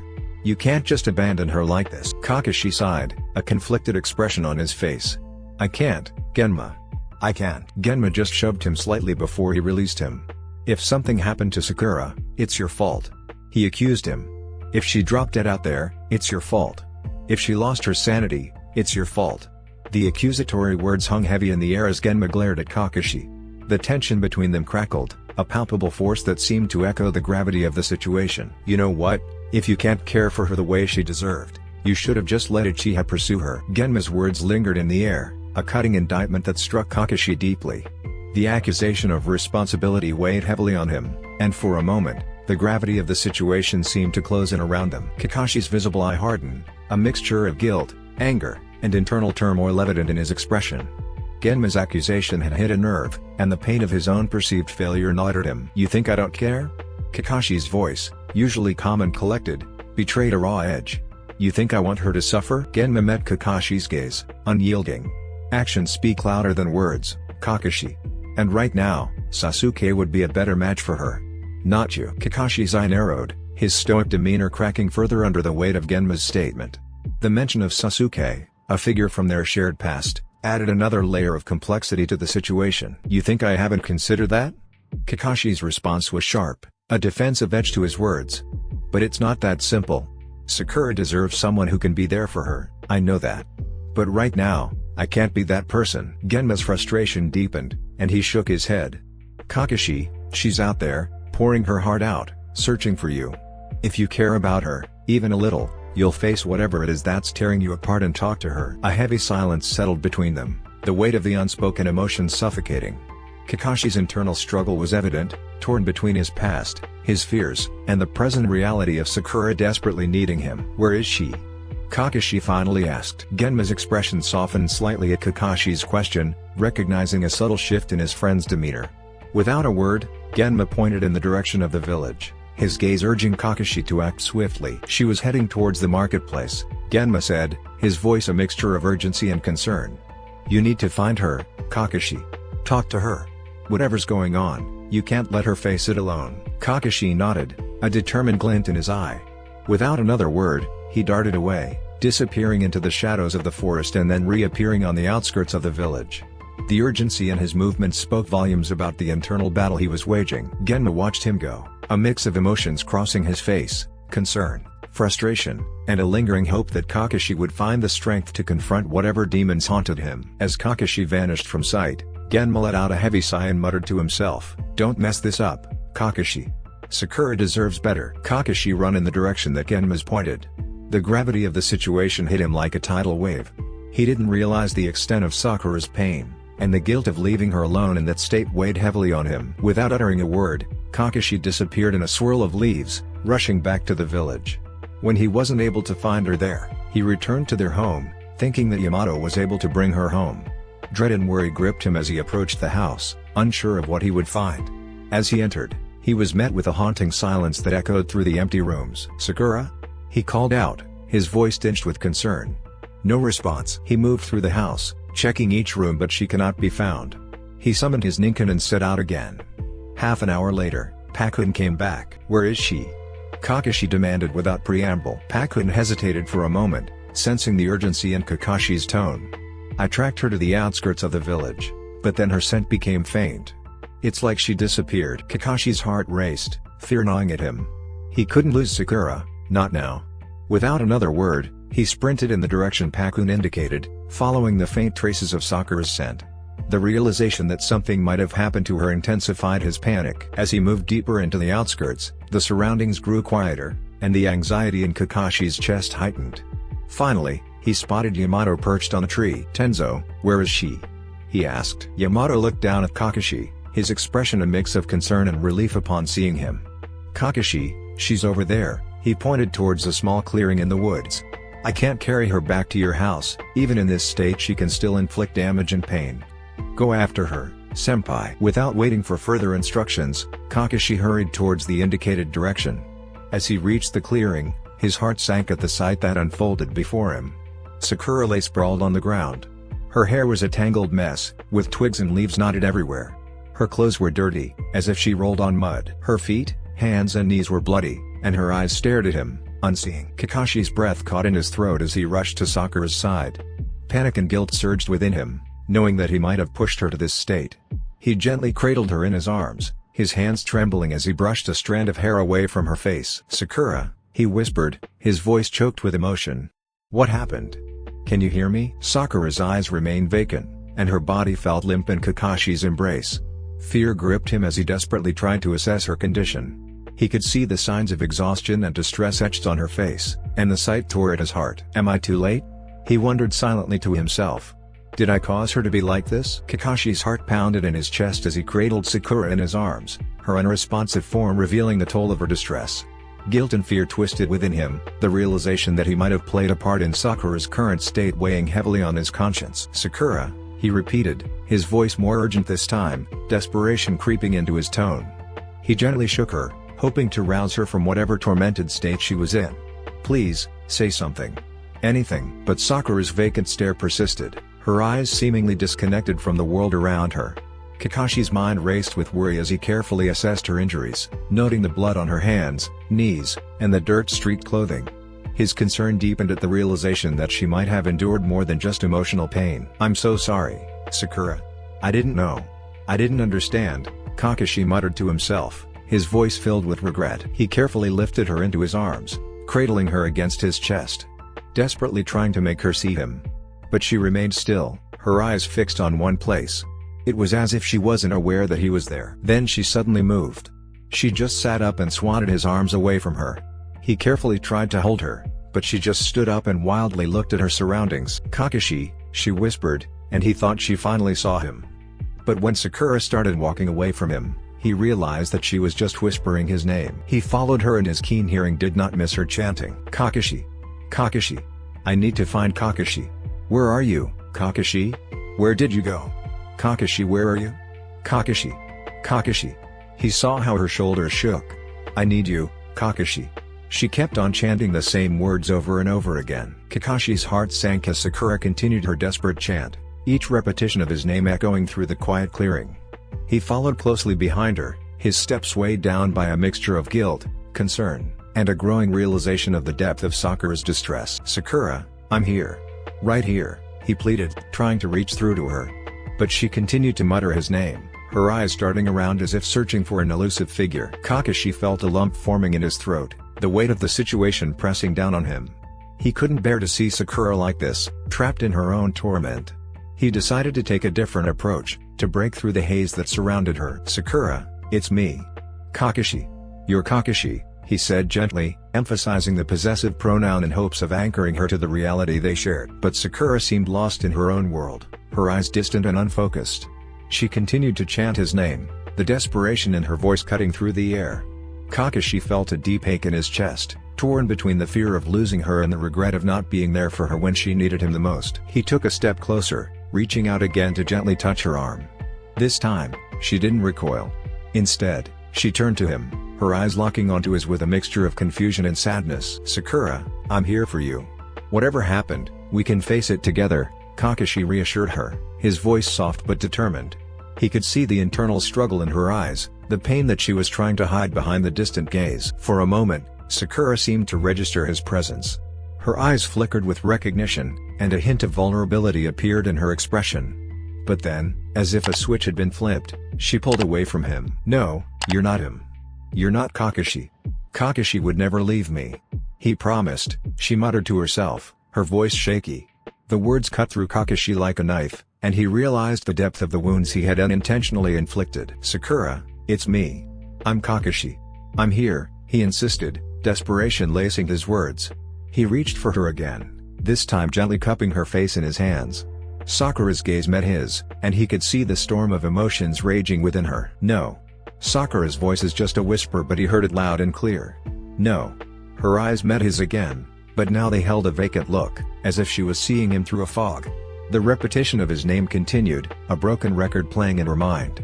She turned her back on him and continued walking. Her feet are already leaving bloody traces on the ground, but it was as if she doesn't feel the pain anymore. Kakashi's heart sank as Sakura continued to reject his presence, her whispers of denial cutting through the air like a painful lament. He watched helplessly as she turned away, her steps leaving a trail of blood on the ground. The weight of responsibility and guilt bore down on him, and he knew he couldn't let her slip away further. "Sakura, please," he implored, a mixture of desperation and sadness in his voice. He followed her, staying a few steps behind, careful not to startle her further. "Let me help you. I'm Kakashi, you're Kakashi. I'm not leaving you." But Sakura's chanting persisted, her mind seemingly trapped in a loop of distress. Kakashi struggled with the conflicting desire to respect her space and the urgency to bring her back from the edge. He followed her and tried to tell her that he was there. That he is already there. But it was as if she's already imprisoned in her own mind. She just kept on walking, not noticing where she is, until she reached town again. She's still chanting his name non-stop, as if trying to summon him by saying his name. Kakashi's heart ached as he watched Sakura continue her aimless walk, her desperate calls for him echoing in the empty streets. The townspeople stared, their expressions a mix of concern and confusion, but Kakashi paid them no mind. His focus was solely on the woman he loved, lost in her own world of pain. He tried to approach her again, to break through the walls that seemed to imprison her mind, but every attempt was met with rejection. She pushed him away as if he was a stranger, her eyes never truly seeing him. It was as if she had retreated into a shell, unreachable and detached from reality. "Sakura, please," Kakashi pleaded, his voice filled with a mixture of sorrow and desperation. He couldn't bear to see her like this, lost and broken. He wanted to be the anchor that pulled her back, but it seemed that an invisible barrier separated them. She continued to walk through the town, her steps unsteady, and her words a haunting mantra. The townspeople gave them a wide berth, unsure of how to react to the heartbreaking scene unfolding before them. Kakashi felt a knot forming in his chest, a sense of helplessness consuming him. He decided to stay close, to follow her wherever she went, even if it meant keeping a distance. He couldn't let her wander alone in this state. As they walked through the village, Sakura's chant never ceased, her gaze vacant and distant. The sun was setting, casting long shadows across the streets, but there was no warmth in the fading light. They reached the outskirts of the village, where Sakura had initially disappeared from Kakashi's senses. The air felt heavy with sorrow, and Kakashi watched as Sakura's steps faltered. She looked around, her eyes searching for something that wasn't there. "Sakura," Kakashi called softly, not wanting to startle her.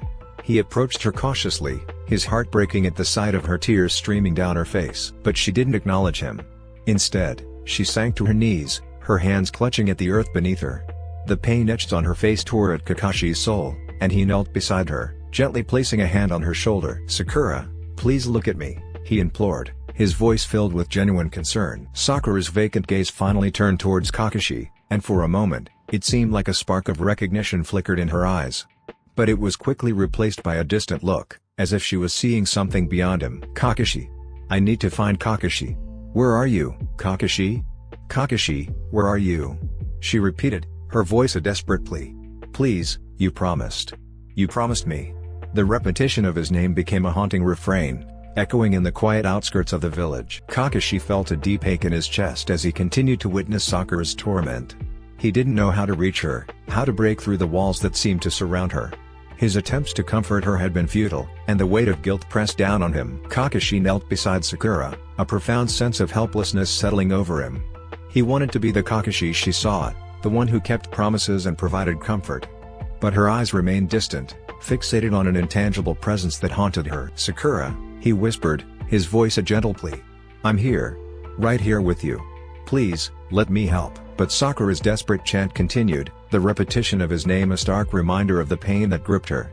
The fading sunlight cast long shadows around them, creating a somber atmosphere that matched the heaviness in Kakashi's heart. He decided to try a different approach, to appeal to the memories they shared. "Sakura, remember the moments we've been through together. The times I promised to stay by your side. I meant every word." Yet, Sakura's eyes remained fixed on a distant point, her grip on reality slipping further away. Kakashi felt a knot in his stomach, torn between the need to respect her pain and the urgency to pull her back from the edge. "Sakura, please," he murmured, a hint of desperation seeping into his voice. "I can't bear to see you like this. Let me in, even if just a little." "I'm here, Sakura. Right here with you," he whispered. But his words didn't reach her. Then, suddenly her chanting began to change. "It's not real. It's not real. He had not left. He promised me. He won't leave." She was digging her fingers through the hard earth and her hands began bleeding again. She shook her head. "No. It's not real. He loves me. He said he loves me. It's not real. He won't leave. He won't leave. He loves me. He said he loves me. No. No. No, it's not real." Kakashi's heart sank further as he witnessed Sakura's internal struggle, her cries of denial echoing through the quiet surroundings. The intensity of her emotions painted a painful picture of the turmoil within her mind. He felt a profound sense of responsibility, grappling with the realization that his actions, or lack thereof, had contributed to her current state. "Sakura, I'm here," Kakashi pleaded, his voice laced with a mixture of sorrow and determination. He reached out to gently touch her trembling shoulders, hoping to provide some comfort. But Sakura recoiled from his touch as if burned, her eyes wide with a mixture of fear and confusion. "No. You're not real. You left me," she cried, her voice cracking with desperation. "The real Kakashi would never leave me." Kakashi's heart clenched at Sakura's words, the pain evident in her voice cutting through him like a blade. He withdrew his hands, giving her the space she seemed to need, though every fiber of his being longed to comfort her. The weight of guilt intensified, knowing that Sakura perceived him as an illusion, a betrayal of the promises he had made. "Sakura, I didn't leave you willingly. I'm here now," Kakashi said, his voice tinged with regret. He kept a careful distance, not wanting to agitate her further, yet refusing to abandon her in this fragile state. Sakura continued to mutter her desperate cries, each word a plea for the reality she wished to be true. Kakashi struggled with the helplessness of the situation, aware that mere words might not be enough to bridge the gap between them. The night enveloped them, casting shadows over the clearing, and Kakashi's resolve remained unwavering. He decided to try a different approach, to reach her on a deeper level. "Sakura, look at me," he urged gently. "I understand that you're hurting, and I'm truly sorry. But I'm not an illusion. I'm here because I care about you, and I want to help. Let me in, even if just a little." He inched towards her but never too close, or did he ever try to touch her. But Sakura continued to repeat her mantra, as if trying to convince herself of the reality she desperately wanted to believe. Kakashi felt a deep ache within him, witnessing the woman he loved trapped in her own anguish. "Please Sakura. Look at me." He placed his hand against her cheeks and forced her to look at him. "Please, Sakura. I'm here. It's me. It's Kakashi." Sakura's eyes finally met Kakashi's, but it was as if she cannot see him. The internal struggle within her was evident, the pain etched across her face. Kakashi continued to hold her gaze, his heart breaking for the woman he loved. "Please, Sakura. I can't bear looking at you like this." He forced the woman to sit from her spot, but she was resisting him. "Please, Sakura," Kakashi implored. "Please, see me. It's me." Sakura's eyes, still filled with torment, flickered as if trying to focus on Kakashi's face. Her breathing was erratic, and her body trembled with a mixture of exhaustion and distress. Kakashi, desperate to break through the walls that imprisoned her, held her shoulders firmly. "Sakura, look at me. It's Kakashi. I'm right here with you," he pleaded, his voice a gentle yet urgent whisper. He searched her eyes for any sign of recognition, any spark that would indicate she was aware of his presence. But Sakura's struggle persisted. She seemed caught in a loop of pain and confusion, unable to fully grasp the reality around her. Kakashi felt a lump forming in his throat, the weight of the situation crushing him. He couldn't bear to see Sakura in such agony, lost in the depths of her own despair. "Sakura, I love you. I'm not leaving you. I'm right here.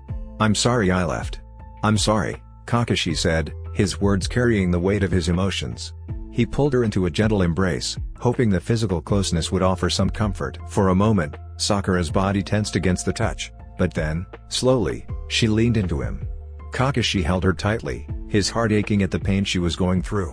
He whispered words of reassurance, then slowly her chanting ceased, and she fell asleep in his embrace. When Kakashi felt her breathing evening out, he let out a sigh of relief, and pulled her closer to him.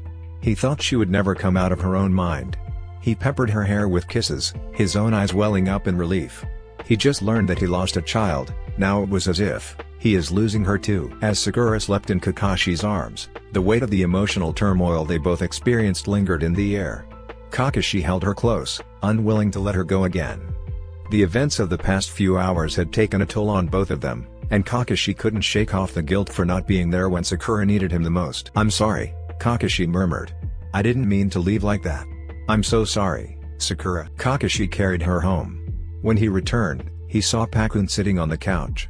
His ear stood up when he saw them enter the threshold. "How is she, boss?" the pug asked. Kakashi sighed, exhaustion evident in his posture. "Physically, she's fine. But emotionally and mentally, I don't know. I've never seen her like this before. It's my fault. I left her when she needed me the most." Pakun huffed, a mix of frustration and concern in his canine expression. "You can't blame yourself entirely, boss. People go through tough times, and sometimes it's hard to predict how they'll react." Kakashi nodded, acknowledging Pakun's words, but the guilt still lingered in his eyes. He carefully laid Sakura down on the bed, making sure she was comfortable. Her eyes were closed, the earlier turmoil replaced by a quiet stillness. Then, he entered the bathroom. He opened the faucet and let it fill the tub with warm water. He needs to clean her before he treated her wounds, or else, it will be infected. Kakashi gently carried Sakura to the bathroom, placing her in the warm water of the tub. He carefully removed her clothes, and his eyes cannot hold the tears that was pooling there, as he saw the extent of her injuries. Her hands, knees, and feet were bruised and scraped, evidence of her desperate journey through the village. Her arms, legs, and shoulders had big reddish, purple mark, indicating that she stumbled on hard surface, and she just ignored it. Her face is full of scratches. There's not a part of her unharmed. Kakashi gently cleaned Sakura's hands, knees, and feet, carefully tending to the injury she had sustained during her desperate search. The water turned slightly pink from the blood, a stark reminder of the physical toll Sakura's emotional turmoil had taken on her. As he worked, Kakashi couldn't help but replay the events in his mind. He realized how deeply Sakura had been affected by the loss of their child, and she barely held it together for him. And then he left. He left when she needed him the most. The guilt of not being there for her intensified. He wished he could turn back time and change the way he reacted when she revealed the truth. After cleaning her injuries, Kakashi dried her and spread healing salve on her wounds and wrapped bandages around her hands and knees, doing his best to provide comfort. Sakura's eyes remained closed, as if the ordeal had drained her of all energy. Once he finished, he carefully lifted her out of the tub and covered her with a soft towel. Kakashi carried Sakura back to their bedroom, where he laid her down on the bed. He tucked her in, ensuring she was warm and comfortable. Sitting beside her, he gently brushed a strand of damp hair from her face, his visible eye filled with both love and regret. The room was filled with a heavy silence, broken only by Sakura's occasional soft sighs. Kakashi felt a mix of emotions swirling within him, relief that she was physically okay, guilt for not being there when she needed him, and a deep-seated worry for her fragile mental state. He leaned down and pressed a tender kiss to Sakura's forehead, his lips lingering for a moment. "I'm here for you, Sakura. I love you. I'll never leave you again," he vowed. as if making a solemn promise to both himself and to her sleeping form. As he sat beside her, Kakashi couldn't shake off the heaviness in his heart. The room, once filled with the tension of their shared pain, now felt eerily still. The events of the day had unraveled their emotions, laying bare the vulnerabilities they kept hidden from each other. When Sakura up the following morning, she just stared at the ceiling. Her eyes glassy as if she's not seeing anything. Kakashi hovered and offered her anything to eat. But she didn't give any indication that she heard him. She remained silent, staring at the ceiling, and not moving at all. Kakashi felt a heavy ache in his chest as he watched Sakura's distant gaze. He sat down beside her on the bed, unsure of how to break through the walls she had built around herself. He gently took her hand, hoping to convey his support and love. "Sakura," Kakashi whispered softly, his voice filled with concern. "I'm here for you. Please talk to me. I want to understand, to help you through this." Sakura's distant gaze didn't waver as Kakashi sat beside her, his heart heavy with worry. He held her hand gently, seeking any sign of acknowledgement or response from her. The room felt suffocating, the weight of the unspoken pain hanging in the air. "Sakura," Kakashi repeated, his voice a gentle plea. "You don't have to face this alone. I want to help, but I need you to let me in. Talk to me, please." Sakura's eyes remained fixed on the ceiling, and she didn't respond to Kakashi's touch or words. The room felt suffocating, the weight of their shared pain hanging in the air. Kakashi continued to sit beside her, his hand gently caressing hers. "You don't have to go through this alone. I love you, Sakura, and I want to be here for you. Whatever you're feeling, whatever you need, I'll be here." Sakura's eyes flickered, but she didn't respond. The silence in the room was palpable, and Kakashi's worry deepened. He knew that the pain she carried went beyond the physical injuries, and he was determined to help her through it. "I love you, Sakura," Kakashi whispered, his thumb caressing the back of her hand. "We can get through this together. Let me in, let me help." The room remained shrouded in silence as Kakashi continued to sit by Sakura's side, his touch a gentle anchor in the storm of her emotions. He felt the weight of her pain, the invisible walls she had erected around herself. "Sakura," Kakashi murmured again, his voice a soothing balm. He recognized the complexity of her suffering, knowing that healing would take time. "You're not alone. I'm here, and I love you.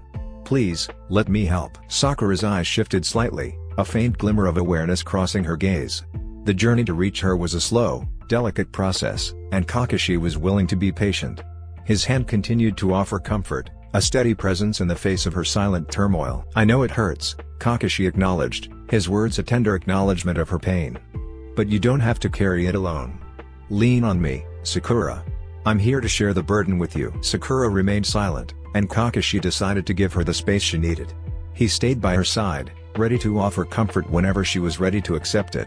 The weight of the previous night's events lingered in the air, creating a somber atmosphere in the room. When noon came and she's still as a statue, his concern grew.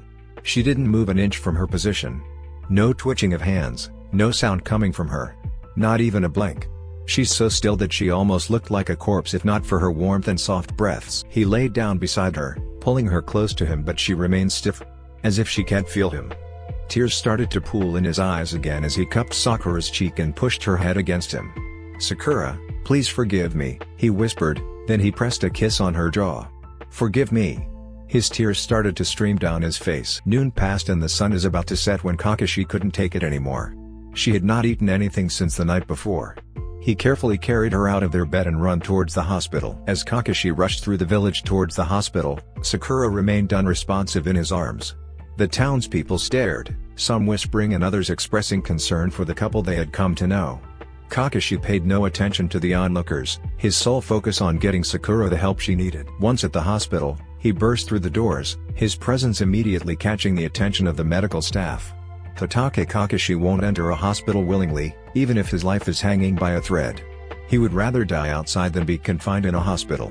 But now the medical staff stared at him wide-eyed as he stood inside the hospital. One nurse walked towards him, her eyes on the body that he carried. "What happened, Kakashi-san?" She won't respond to me. Can you call Tsunade-sama? She's the only one I can entrust her with." The nurse nodded quickly and rushed to inform Tsunade about Sakura's condition. Meanwhile, Kakashi sat in the waiting area, still holding Sakura in his arms.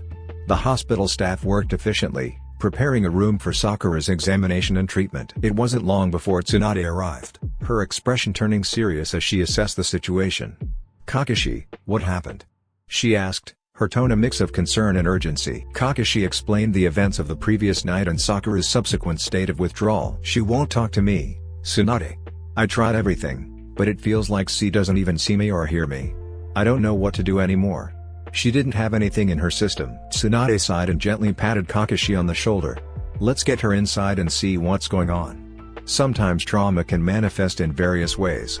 We need to run some tests and assess her mental and emotional state. Tsunade placed a hand on his shoulder as her medical staff wheeled Sakura into the examinations room. You made the right call to bring her here. I'll check her. With the help of the medical staff, they moved Sakura to an examination room. Tsunade began conducting a thorough physical and mental assessment, asking Kakashi for any additional information that might help in understanding Sakura's condition. Tsunade conducted a thorough examination, her experienced eyes carefully studying Sakura's condition. Kakashi anxiously waited, his visible eye reflecting the worry that gripped his heart. The room was filled with a tense silence as Tsunade worked. After what felt like an eternity, Tsunade emerged from the examination room. Her expression was serious, but she maintained a level of composure. Kakashi immediately stood up, his gaze fixed on the Hokage. How is she? He asked, his voice tight with worry. Tsunade sighed, her features softening for a moment. Physically, she's exhausted and has numerous injuries that need healing. Good thing you had the sense of cleaning it and at least put a salve on it. Emotionally, it's more complicated. She's in a state of extreme emotional distress. Mentally, I'm not entirely sure. She doesn't respond to any stimulus.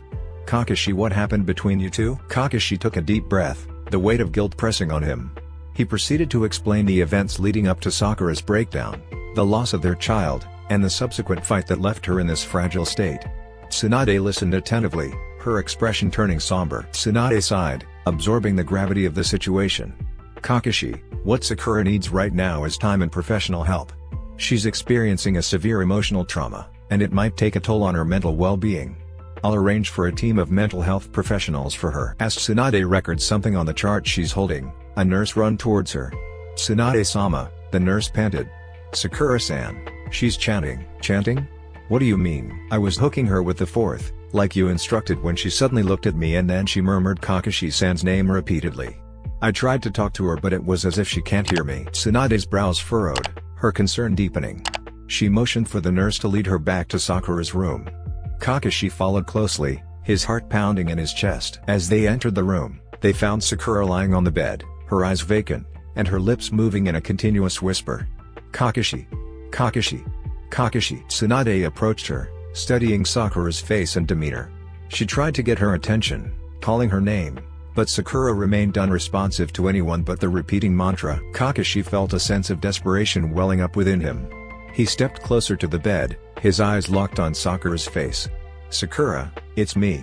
I'm here, he said, his voice trembling with emotion. This is just a replay of what happened yesterday. He brushed the strand of her hair that blocks her view of him. Sakura, I'm here. Remember me, love?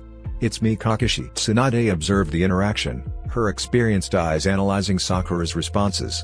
She motioned for Kakashi to give her some space. Kakashi, let me handle this for now. Kakashi reluctantly stepped back, his eyes never leaving Sakura. Tsunade continued to speak to her, trying to break through the mental barrier that seemed to separate Sakura from the world. The medical staff adjusted Sakura's treatment plan, incorporating both physical and mental care. As Tsunade worked, Kakashi felt a profound sense of helplessness. He wanted nothing more than to be the one to reach Sakura, to pull her back from the depths of her pain. The minutes stretched into hours, with Sakura's chanting persisting. Sakura, Sakura. Tsunade's gentle hands trapped her face to make her to look at her. Sakura's chanting stopped for a minute. It's me, Tsunade. Remember me? She asked. Then something clicked into Sakura's eyes. Tsunade Okaa-san, she whispered, and Tsunade nodded at her. She took over as her mother when her parents died. And since then, she let her call her mother. Yes, Sakura, it's me, Tsunade whispered back. Okaa-san, it's Kakashi. Kakashi left. Then her tears started to escape her lids. Please, Okaa-san, I need Kakashi. Tsunade glanced at Kakashi, her expression somber. She realized that Sakura's mind was still trapped in the events of the previous day, and the trauma was deeply affecting her. Tsunade gently cupped Sakura's face, wiping away the tears that flowed from her eyes. Sakura, listen to me, Tsunade said with a soothing tone. Kakashi didn't leave. He's right here with you. Sakura's eyes darted around the room, searching for Kakashi. Tsunade motioned for him to come closer, and Kakashi approached the bed. "Sakura," he whispered, his voice filled with emotion. "I'm here. I didn't leave you. I'm not going anywhere." Sakura's eyes finally locked onto Kakashi's, and a glimmer of recognition flickered in them. And then, it glazed over, and her eyes darted around again. "Where's Kakashi, Okaa-san?" she asked Tsunade. "You said he's here. Where is he?" Tsunade exchanged a worried glance with Kakashi, realizing the depth of Sakura's dissociation. She gently took Sakura's hand and placed it in Kakashi's, guiding it to make physical contact. "Sakura, he's right here, holding your hand," Tsunade explained gently. "Feel him. He won't leave you." "Kakashi, talk to her." Kakashi tightened his grip on Sakura's hand and spoke softly, "Sakura, it's me, Kakashi. I'm right here beside you. You're not alone, and I'm not leaving." Sakura's gaze focused on their connected hands, and a glimmer of understanding crossed her face. But then, her eyes once again glazed over, and she withdrew her hand, her expression clouded with confusion. "He left," she murmured, her voice trembling. "I can't find him. He hates me." Tsunade and Kakashi exchanged concerned glances. It was evident that Sakura was trapped in a cycle of distress and confusion, unable to fully grasp the reality around her. Tsunade decided to approach this delicately, understanding the fragile state of Sakura's mind. "Sakura, look at me," Tsunade gently instructed. When Sakura's eyes met hers, Tsunade continued, "Kakashi is right here, and he doesn't hate you." When Sakura started to shake her head, she gently tapped her pointer finger in her cheek, drawing her attention back to her. "You trust Okaa-san, right?" Tsunade asked. Sakura nodded slightly, her eyes reflecting a mixture of vulnerability and confusion. Tsunade continued, "Did Okaa-san ever lie to you?" Sakura shook her head, a sign that she trusted Tsunade's words. Tsunade then motioned towards Kakashi, encouraging Sakura to look at him again. "Sakura, Kakashi loves you. He didn't leave, and he doesn't hate you," Tsunade said with gentle assurance. "He's right here, and he's worried about you. Can you feel his hand?" Tsunade asked. When Sakura shook her head, she let go of her face and took hold of her hands. "Can you feel my hands, Sakura?" Sakura nodded slightly, her hands trembling as Tsunade held them. Tsunade guided Sakura's hands to Kakashi's, ensuring that the physical contact remained. "Can you feel those hands, Sakura?" Tsunade asked, hoping that this would work. Sakura hesitated for a moment, her eyes flickering between Tsunade's hands and Kakashi's. Gradually, she nodded, a faint acknowledgement of the tangible connection. "Good, Sakura," Tsunade encouraged. "Those hands are Kakashi's, Sakura. Do you feel it?" Sakura nodded again, her gaze fixed on their intertwined hands. Tsunade and Kakashi exchanged a subtle glance, hoping that this small breakthrough would pave the way for Sakura's reconnection with reality. "Sakura, Kakashi is right here with you. He loves you, and he didn't leave," Tsunade reiterated, her voice soothing. "You're not alone, and we're here to help you through this. Can you try to focus on his presence?" Sakura took a deep breath, her gaze shifting from their hands to Kakashi's face. For a moment, it seemed like a spark of recognition flickered in her eyes. Kakashi kept his gaze locked on hers, hoping that she would see the truth in his eyes. Tsunade watched closely, her heart hopeful for a breakthrough. "Sakura, it's me," he said softly. "I didn't leave. I love you." Tsunade watched the interaction closely, her expression reflecting a mix of concern and hope. Sakura's eyes seemed to waver between clarity and confusion, caught in the battle within her mind. "Kakashi," she whispered, her voice fragile. Kakashi's heart skipped a beat at the sound of his name on Sakura's lips. He squeezed her hands gently, a silent reassurance that he was indeed there for her. "Yes, Sakura, it's me," he replied, his voice tender. "I'm here with you." Sakura's gaze lingered on Kakashi's face, and a glimmer of recognition shone in her eyes. Slowly, as if emerging from a fog, she seemed to grasp the reality around her. "Kakashi," she said again, this time with more certainty. And then, her brows furrowed and accusation was reflected on her eyes. A small, pained whimper escaped her throat. "You're not Kakashi. How can you lie to me, Okaa-san?" Tsunade exchanged a worried glance with Kakashi, realizing the complexity of Sakura's mental state. The situation was delicate, and Tsunade needed to tread carefully to guide Sakura back to a clearer understanding. "Sakura, I promise you, he is Kakashi," Tsunade said calmly, maintaining the gentle tone she had used before.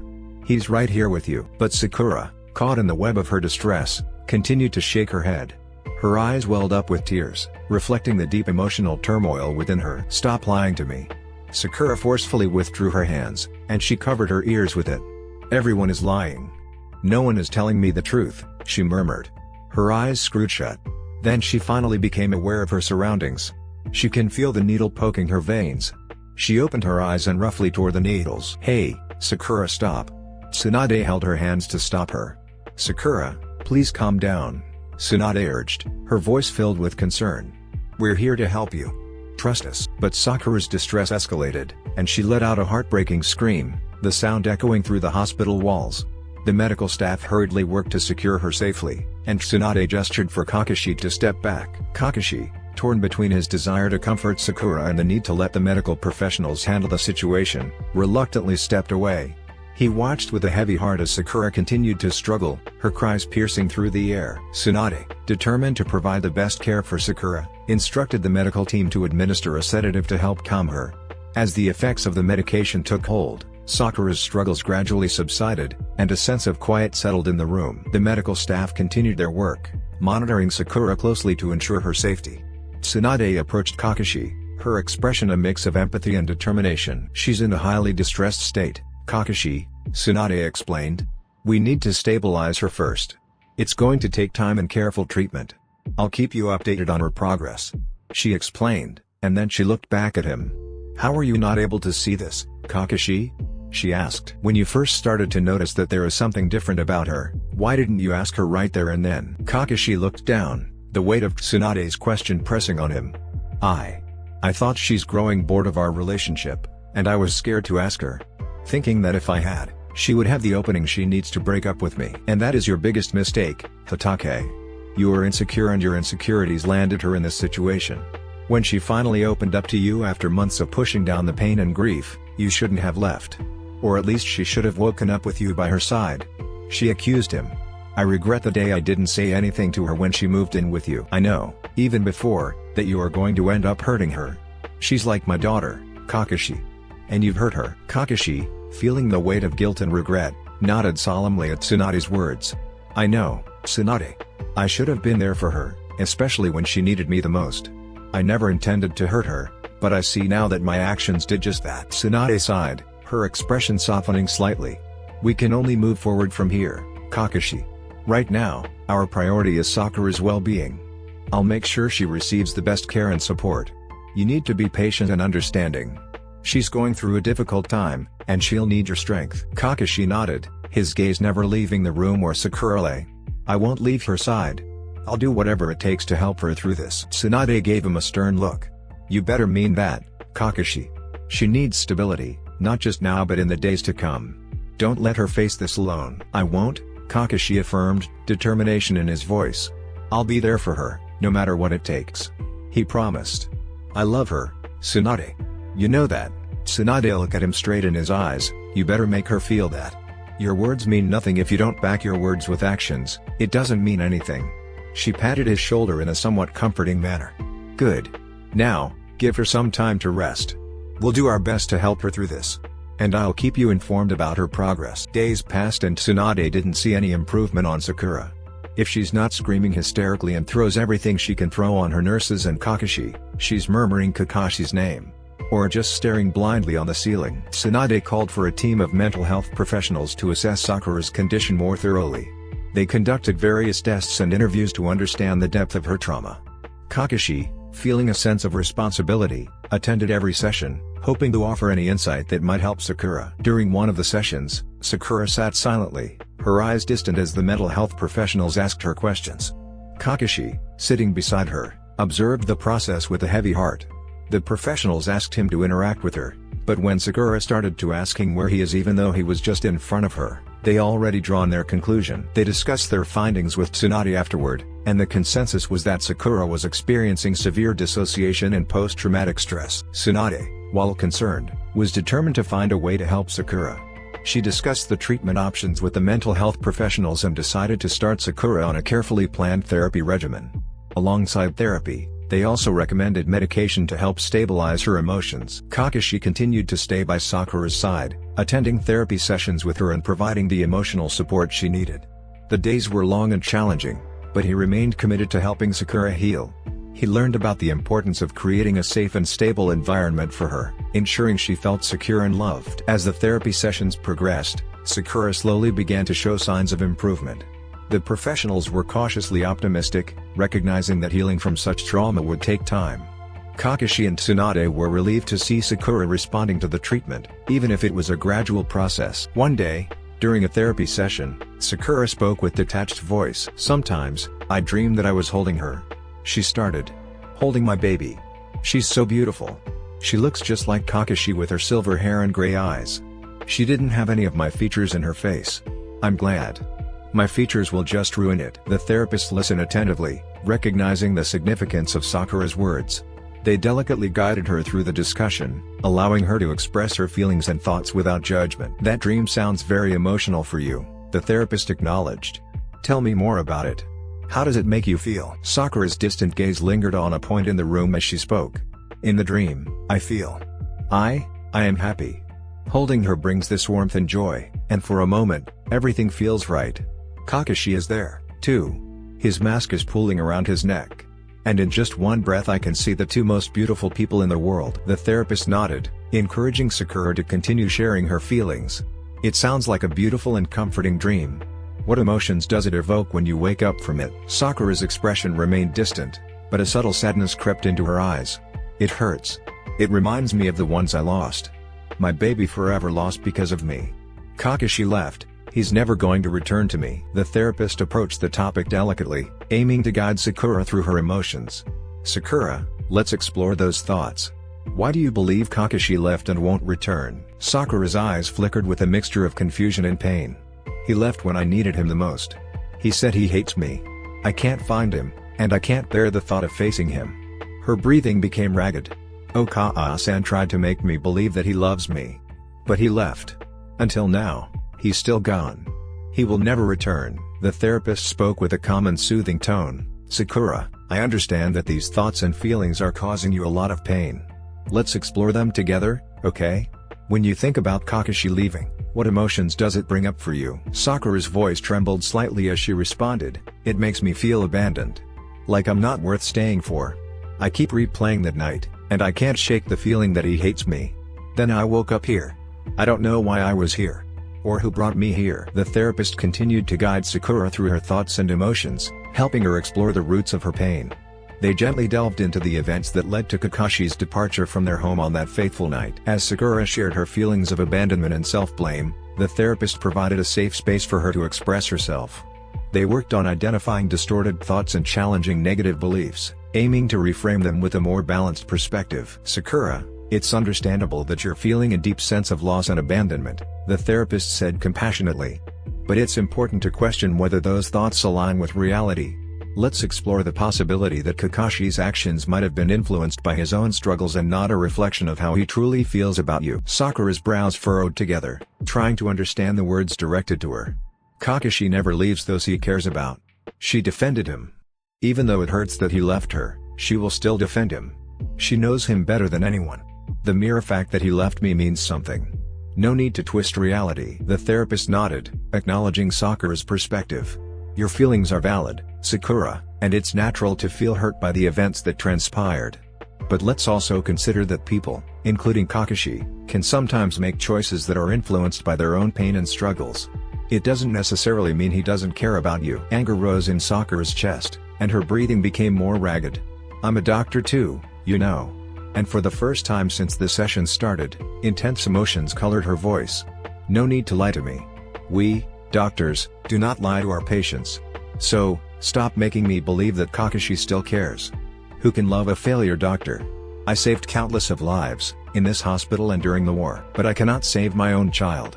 Do you know how that feels?" The therapist maintained a calm and empathetic demeanor, recognizing the intensity of Sakura's emotions. "Sakura, it's clear that you're carrying a heavy burden of guilt and pain. Losing a child is an unimaginable and devastating experience. It's important to acknowledge and process those emotions. And as a doctor, you know that sometimes circumstances are beyond our control." Sakura's gaze remained distant, her fists clenched at her sides. The therapist continued, "Blaming yourself is a natural response, but it's essential to understand that it wasn't your fault. Grief can cloud our judgment, making it difficult to see the truth. Let's work together to navigate through these difficult emotions and find a path towards healing. Sakura clenched her hands into fists as she listened to the doctor's words. But she didn't return his gaze. Then she laughed without true mirth. A sound that bubbled in her chest, then to her mouth. She had been laughing maniacally for minutes before she calmed down. "Tell that to the child that I lost, doctor. See if she can answer you," she spat. "Just kill me, will you?" The therapist, maintaining composure and compassion, responded gently, "Sakura, I understand the depth of your pain, and I'm here to help you navigate through it. Ending your life is not the solution. Let's work together to find healthier ways to cope with these overwhelming emotions." But Sakura didn't listen. Instead, she bowed down and bit the inside of her wrist, trying to break her vein. When Kakashi saw this, he immediately rushed to her side and applied pressure to her jaw to make her let go of her wrist. Sakura whimpered and released, her mouth bloody as she was able to break the skin. Kakashi's heart raced with panic as he saw Sakura's desperate attempt to harm herself. He held onto her tightly, preventing any further harm. The therapist and medical staff swiftly intervened, providing immediate care for Sakura's injuries. "Sakura, please," Kakashi pleaded, his voice filled with anguish. "You don't have to do this. I'm here."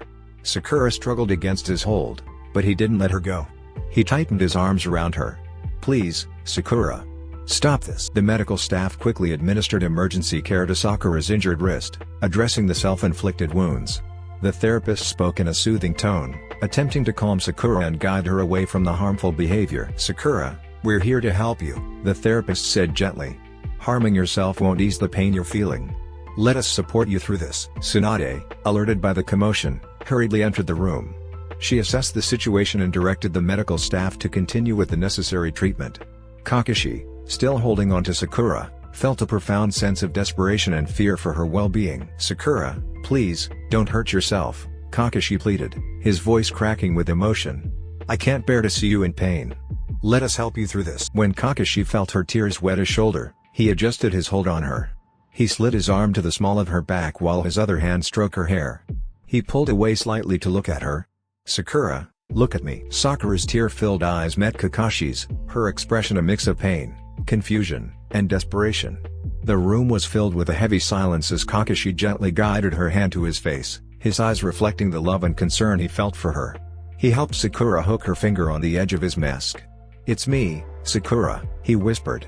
"Remove the mask, you'll see that it's really me." Sakura hesitated for a moment, her tearful gaze locked onto Kakashi's masked face. With a shaky breath, she carefully pulled the mask away, revealing Kakashi's face. His gray eyes met hers, conveying a depth of emotion that went beyond words. The room seemed to hold its breath as Sakura stared at him, searching for something familiar and grounding. Her thumb gently traced the small mole on his chin, her eyes drawn to it. Kakashi's exposed face held no secrets, only the genuine concern and love he felt for her. "See, Sakura? It's me," he said softly, his eyes pleading for her to recognize him. "It's me, Sakura," he repeated, his voice tender. "I'm right here with you. You're not alone, and I'm not leaving." Sakura stared at him for a moment, as if searching for something in his eyes. The room was filled with a heavy silence, broken only by the gentle sounds of the medical staff continuing their work to treat her injuries. Finally, Sakura spoke in a quiet, trembling voice, "Kakashi.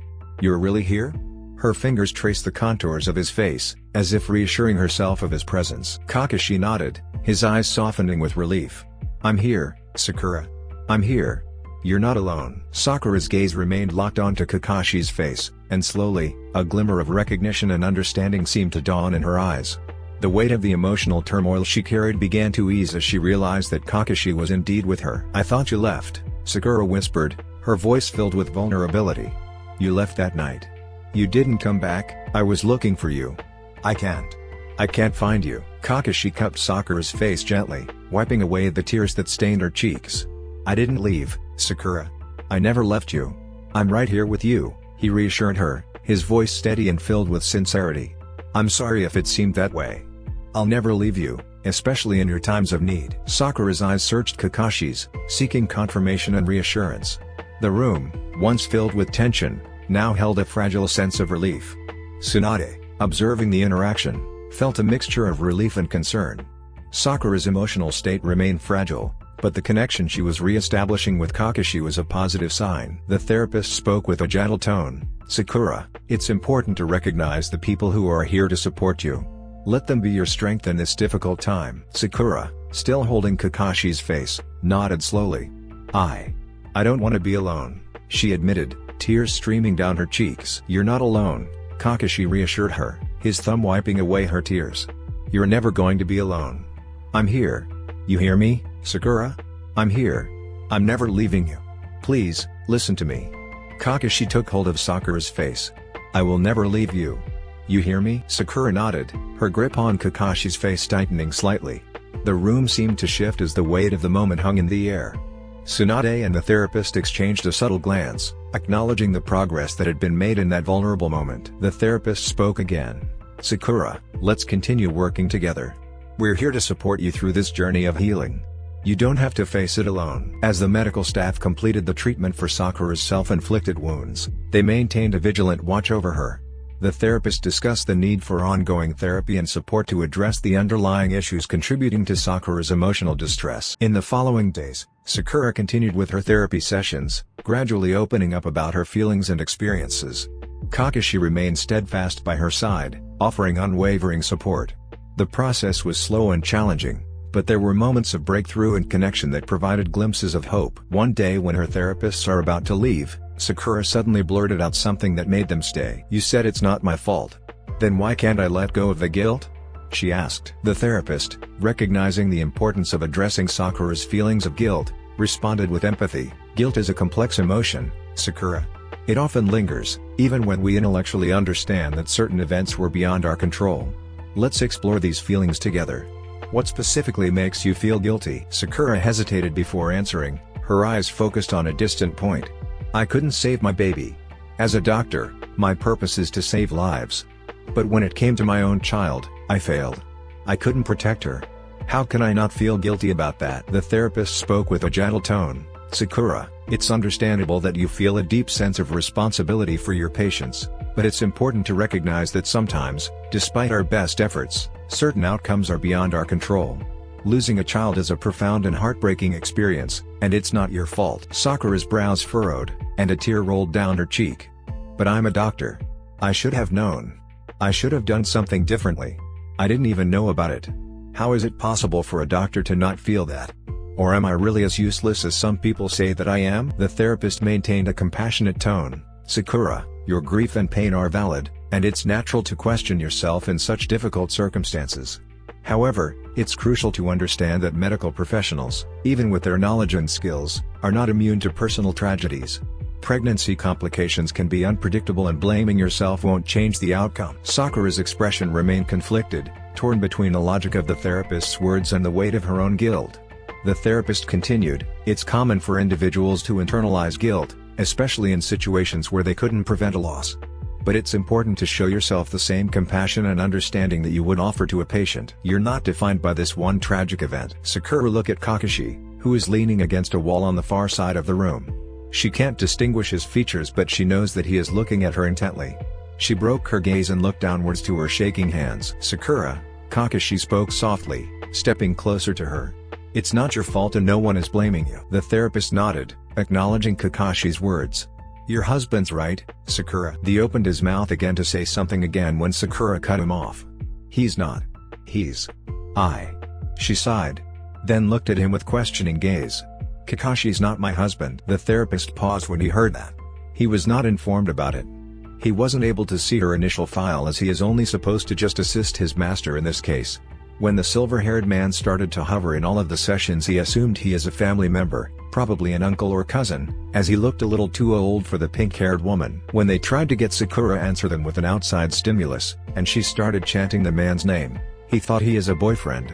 When he heard the story from the very first time and seeing how the man moves and care about her, with him attending the session solo, he assumed he is the husband.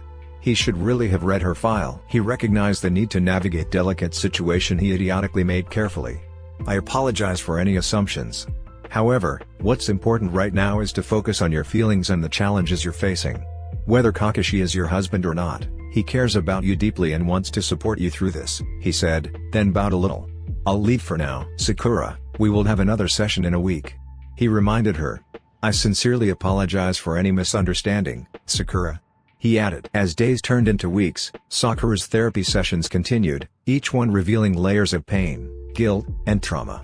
The journey towards healing was a slow and arduous process, but with the unwavering support of Kakashi and the dedicated efforts of the medical team, there were moments of progress. Tsunade, overseeing Sakura's treatment, remained vigilant and determined to provide the best care possible, especially after the mistaken assumptions of the assisting therapist. She does not want a repeat of it. The mental health professionals adjusted Sakura's therapy plan based on her responses, incorporating various therapeutic approaches to address the complexity of her emotional struggles. One day, during a session focused on processing grief, Sakura spoke about the dreams that haunted her nights. The therapist, recognizing the importance of exploring these dreams, encouraged her to share more. "In my dreams, I still see her," Sakura began, her voice soft. "My baby girl. She's so small, so fragile. I hold her, and she feels so real. Kakashi."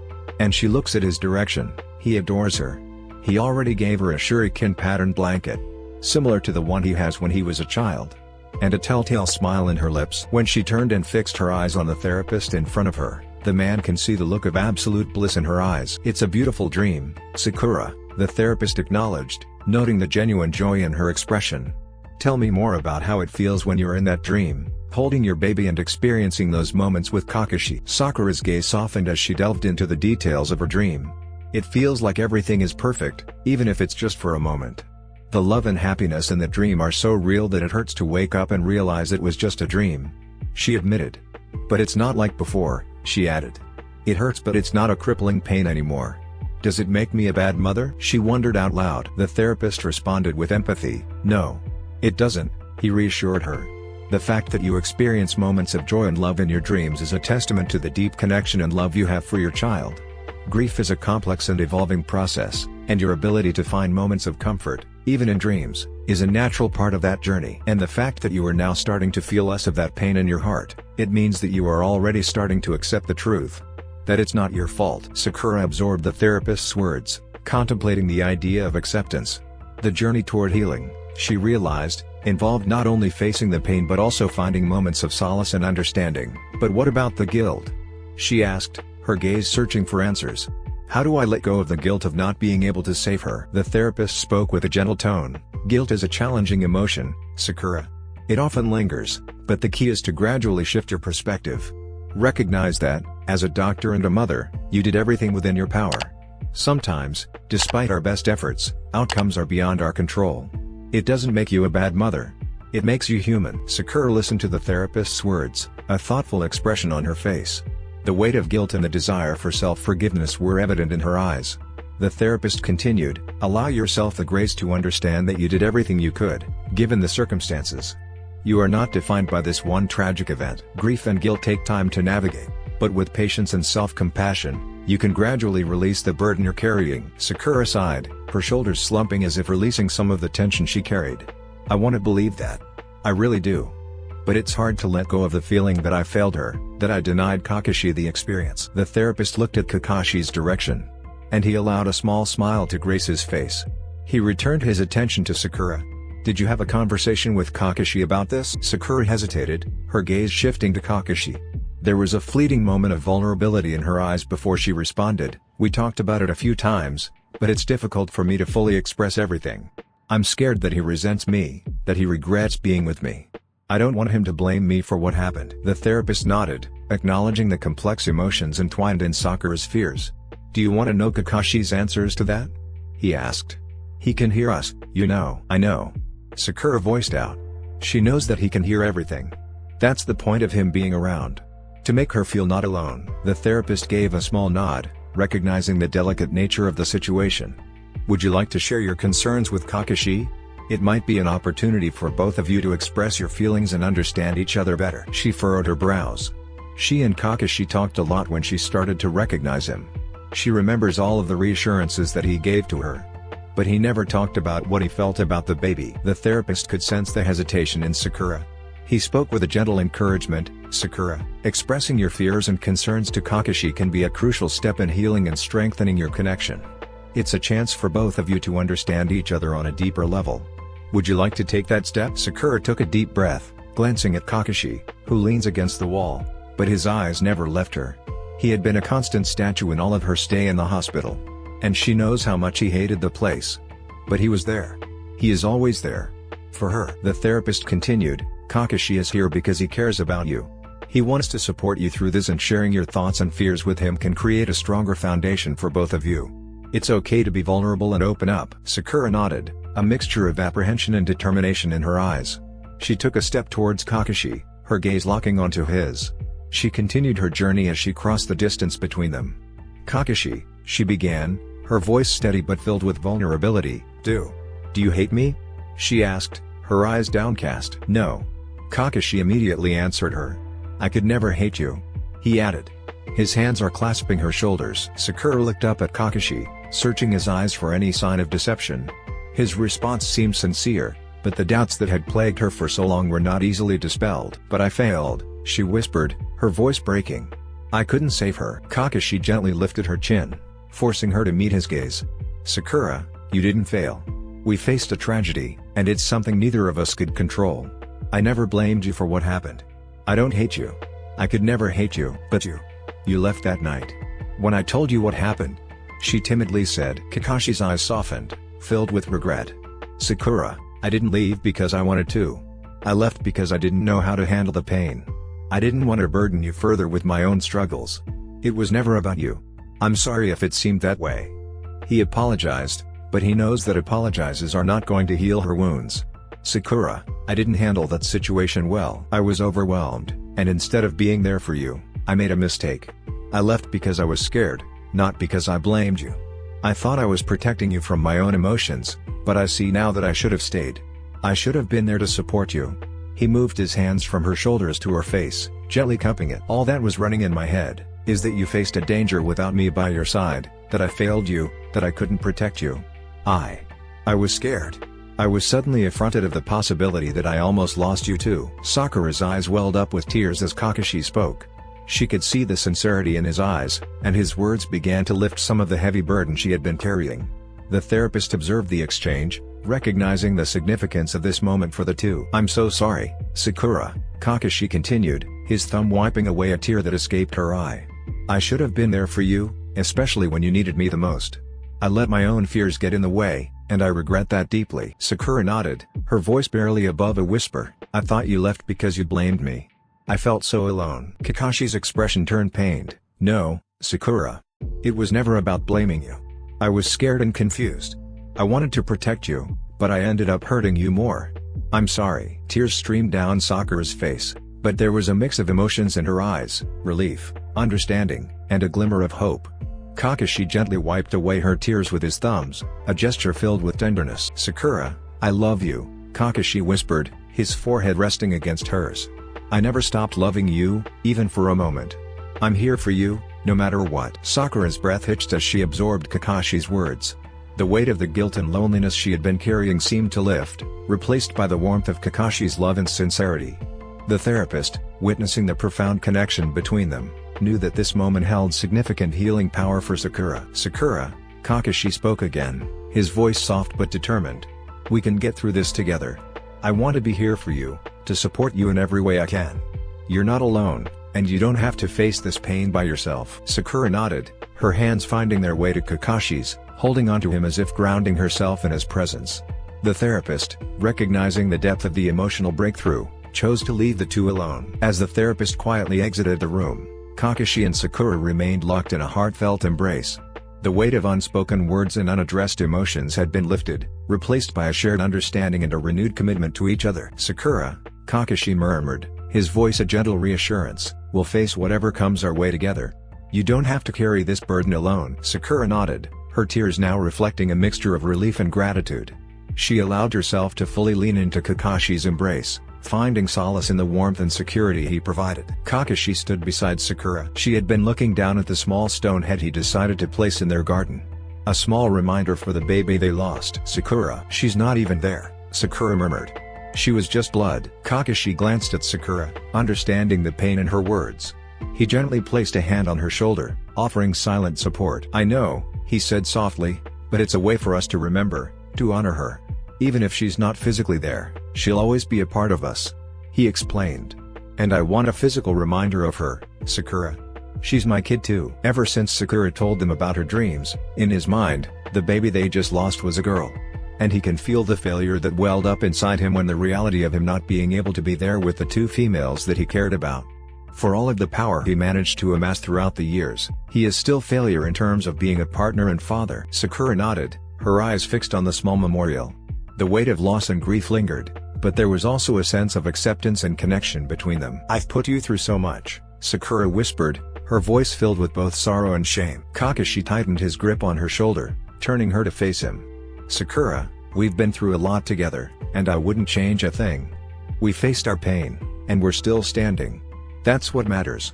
We're here for each other, and will continue to be. Sakura looked up at Kakashi, her eyes searching for reassurance. But I feel like I've burdened you with my pain. I don't want to drag you down with me. Kakashi gently brushed a strand of hair from her face. Sakura, you're not a burden. Your pain is my pain, and your healing is my healing. We're a team, and we support each other. You don't have to face this alone. I should have listened to you before. She added, as if not hearing what he just said. If I run back to Sasuke's arms, like you wanted me to do, he would be the one to be burdened. I would have had my revenge. You wouldn't be in my mess. At least if it happened to him, he would have stopped hounding us a long time ago. Kakashi sighed, his gaze steady and filled with understanding. Sakura, I've never wanted you to go back to Sasuke out of a sense of duty or revenge. I wanted you to choose what would bring you true happiness and peace. Kakashi explained. But even if you were with Sasuke, and this happened to you, I wouldn't be able to stay away. My kid or not, if you're in danger, I will run after you head first. Sakura looked into Kakashi's eyes, seeing the sincerity and unwavering support. The weight of guilt and self-blame still lingered, but Kakashi's presence provided an anchor of comfort. Kakashi, I don't know how to thank you for being here, for staying with me through all of this, Sakura said, her voice filled with a mix of gratitude and vulnerability. Even after I lied to you and kept this a secret for months. After I shut you out, you're still here. Kakashi gently lifted Sakura's chin, ensuring that her gaze met his. Sakura, you don't need to thank me. Being with you, supporting you, makes me feel invaluable. Because I need to make sure that you're going to be okay. Need to be there with you always. Sakura looked up at Kakashi, her eyes reflecting a mix of emotions.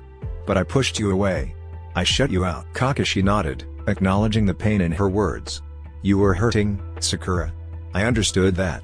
I just hoped you trusted me enough to tell me about what happened when you returned to me. He admitted. Lies doesn't have a place in their home. When you started to distance yourself, I thought you were about to leave me. Uproot the life we made for ourselves. Sakura's eyes welled up with tears as she listened to Kakashi's words.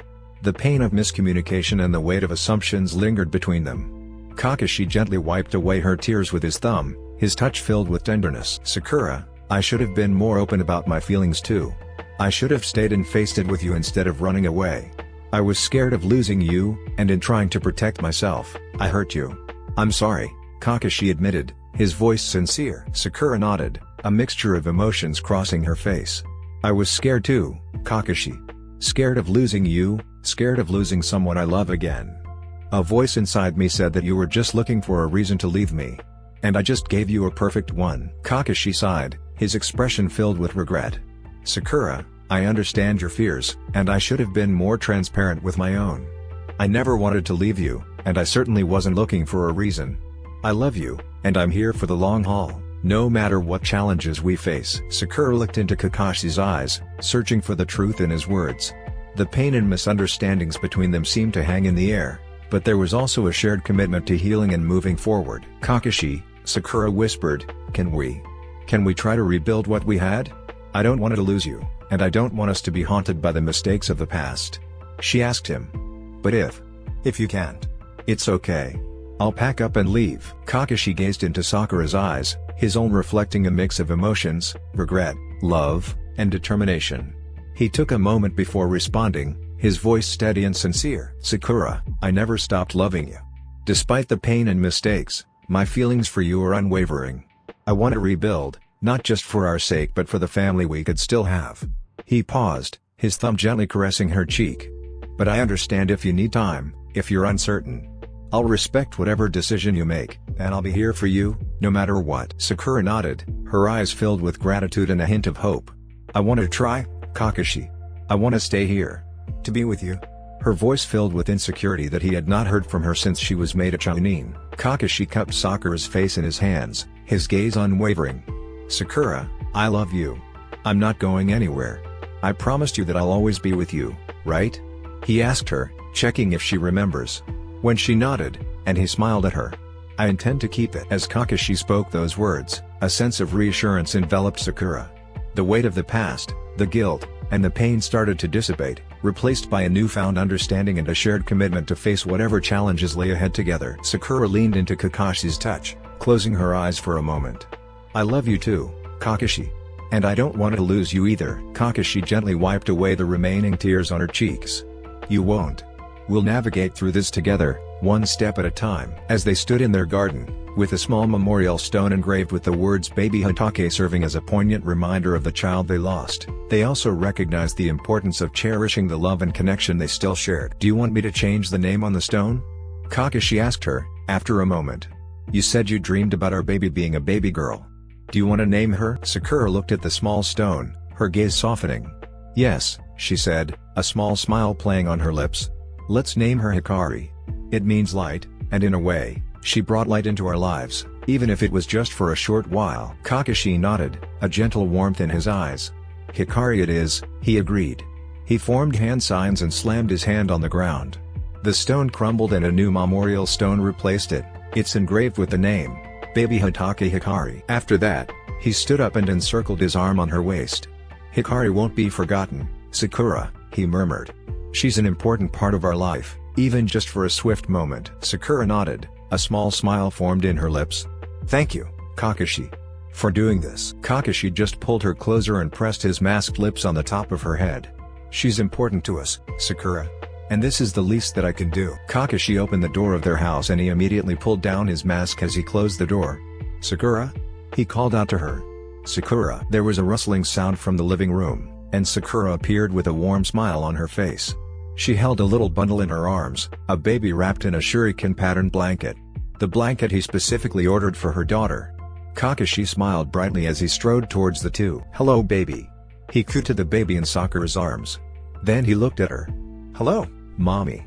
He smiled at her and pecked her. Hello, daddy.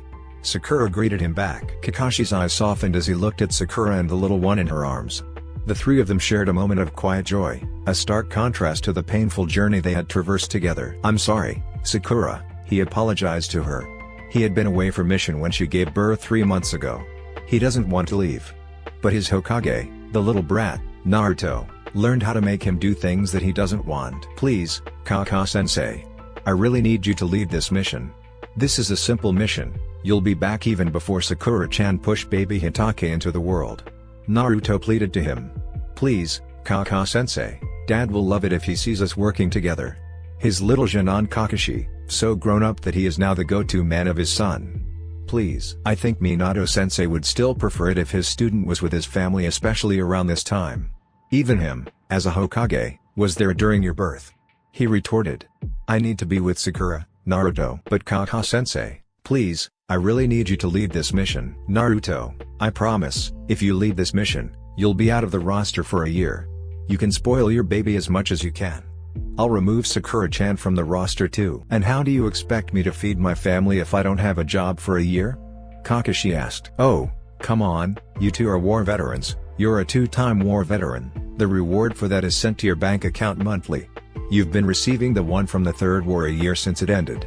And because you're one of the 4 who fought Kaguya, the stipend for the recent war is more. Don't tell me you don't know it. I prefer feeding my family with the money I worked hard for. Okay, how about this? No long-term missions for a year? Just please, help me this time. Naruto insisted. You help my dad but you won't help me. He grumbled. Fine. But it better be a mundane mission for me to be able to go home just in time for the birth. And you promise me short-term missions for a year. I promise. Naruto vowed. Arigato, Kaka-sensei. Kakashi sighed, recalling the conversation with Naruto. He knew the importance of the mission, but it tore at his heart to be away during such a significant moment in their life. He gently cupped Sakura's face, his thumb caressing her cheek. I'm sorry, Sakura, he repeated, his voice filled with genuine regret. I wish I could have been here with you. I promise I'll make it up to both of you. Sakura shook her head, her smile never faltering. No need to apologize, don't worry, Kakashi. Naruto told me everything. I know he practically begged you to lead that mission for him. And you're here now, and that's all that matters." Kakashi gently reached out to cradle the baby in his arms, his gaze filled with adoration. "What's her name?" Sakura beamed with pride. "Her name is Kikyo. It means precious, because she's our dearest daughter," she answered. "I hope you don't mind." Kakashi's eyes sparkled with joy as he held Kikyo in his arms. "I love it. Kikyo, our precious little flower," he whispered, pressing a gentle kiss on her forehead. Then, he looked at her. "Are you sure you're supposed to be moving around now?" Sakura chuckled. "Don't worry, Kakashi. It's been 3 months already. I have the clearance from the doctor, and I'm feeling much better now. Kikyo here is keeping me on my toes. Your daughter won't let me sleep. But it's all worth it." Kakashi smiled, his heart overflowing with happiness as he gazed at Sakura and their newborn daughter. The scars of the past had healed, and they had emerged stronger, united by the trials they faced together. "I'm so proud of you, Sakura," Kakashi whispered, his voice filled with love. "You've been through so much, and yet you've become an incredible mother. I love you." He kissed her on her forehead. "I saw something when I was on my way from the mission." Sakura raised an eyebrow, curious about what Kakashi had seen. "What did you see?" Kakashi grinned mischievously and reached into his pocket, pulling out a small box. He handed it to her. "When I saw that from the shop's window in the mist, I know I have to get it for you." Sakura's eyes widened with surprise as she took the box from Kakashi. She opened it carefully, revealing a delicate silver ring with pink and gray stones. "I asked the shop owner about the stones," he told her, his daughter safely nestled in his arms. "I'm not familiar with gray gemstones, but she told me that all the stones there are sapphire. I thought sapphires are color blue, turns out they have other colors too." Sakura's eyes glistened with tears as she beheld the beautiful ring. The combination of pink and gray sapphires created a stunning contrast, and the significance of the gift wasn't lost on her. "You shouldn't have, Kakashi," she whispered. She knows that Kakashi is not broke, quite the opposite. He's rich, he inherited all of his parents' property and money. Add to it that he is a 2-time war veteran, an Anbu, and top Jonin to boot. But she doesn't need expensive gifts. And with a child, she really can't wear it. And to top it all, she doesn't want to get her hopes up about what she wants the ring to mean. But if he is proposing, even as closed off as he is, he won't just toss her a ring. Kakashi smiled, his eyes filled with affection. "I wanted to," he assured her. "It's a symbol, Sakura. The pink represents the love we share, and the gray signifies the strength we found in each other during the darkest times." He looked at the baby in his arms and saw that Kikyo is already sleeping. He spied the crib in the living room and gently put her there. He turned to her again and smiled at her. I also want to ask you something, Sakura." Sakura looked at Kakashi, her eyes filled with warmth and curiosity. "You can ask me anything, Kakashi." Kakashi took a deep breath, his gaze never leaving hers. He reached into his pocket once again and revealing a small velvet box. He opened it, revealing a simple yet elegant diamond ring. "We've been together for almost 6 years, right?" Sakura nodded. 6 years on your birthday," she affirmed. Kakashi took Sakura's hand and gently slid the ring onto her finger. "Sakura, marry me," he said. Sakura looked at the ring on her left ring finger and watched it glimmer. She looked at him. "That doesn't sound like a question, Kakashi." Kakashi chuckled, a warmth in his eyes. "I don't think I can take it if you say no. So, I didn't phrase it as a question. I don't want to give you an opening to say no. I need you to say yes, Sakura. I need you to marry me." Sakura's eyes filled with tears of joy as she looked at Kakashi. She felt a rush of emotions, a mix of happiness, love, and gratitude for the journey they had been through together. She had been waiting for it for so many years. But she wanted to make him squirm first, for making her wait for so long. She showed him the other ring. "What about this? What is this for?" she asked, smiling. "That is a promise," he simply said. He plucked the ring from her fingers and placed it on her left pointer finger. "A promise that I will always love you. That I will never leave your side. If you don't say yes to me, this is a symbol of my commitment to you." Sakura's eyes glistened with tears as she looked at the rings on her fingers, each holding a profound meaning. She felt overwhelmed with love and happiness, the scars of the past now replaced with promises for the future. "Kakashi," she whispered, her voice choked with emotion. "Yes, 1,000 times yes." Kakashi's eyes lit up with joy, and he pulled her into a tight embrace, sealing the moment with a kiss. The room seemed to radiate with the warmth of their love, and the journey they had taken together had led them to this beautiful chapter of their lives. He pulled her into a warm embrace, his heart brimming with happiness. "You've made me the happiest man alive, Sakura," he murmured, his lips pressing a gentle kiss to her forehead. Sakura laughed through her happy tears, feeling a weight lifted off her shoulders.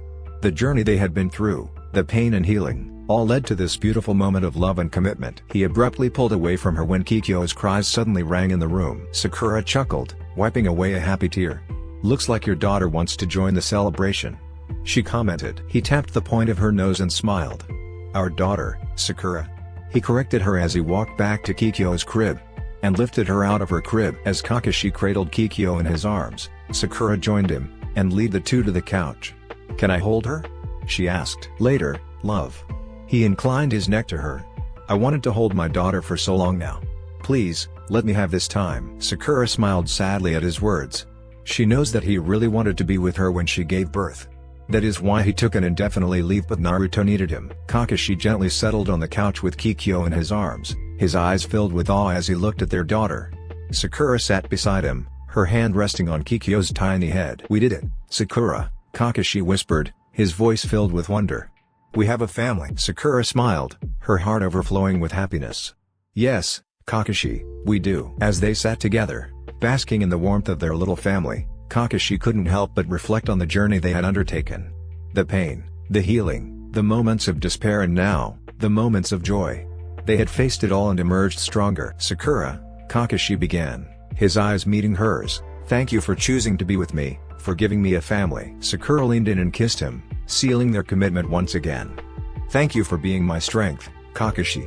I love you." The small family shared a moment of quiet bliss, the echoes of their past struggles fading away in the presence of the love they had built.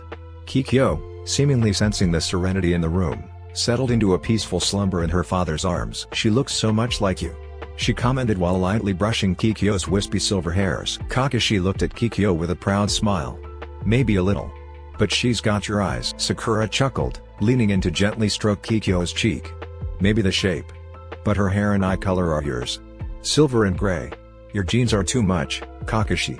It almost felt like I don't have a place on her features." Kakashi shook his head, his eyes filled with love.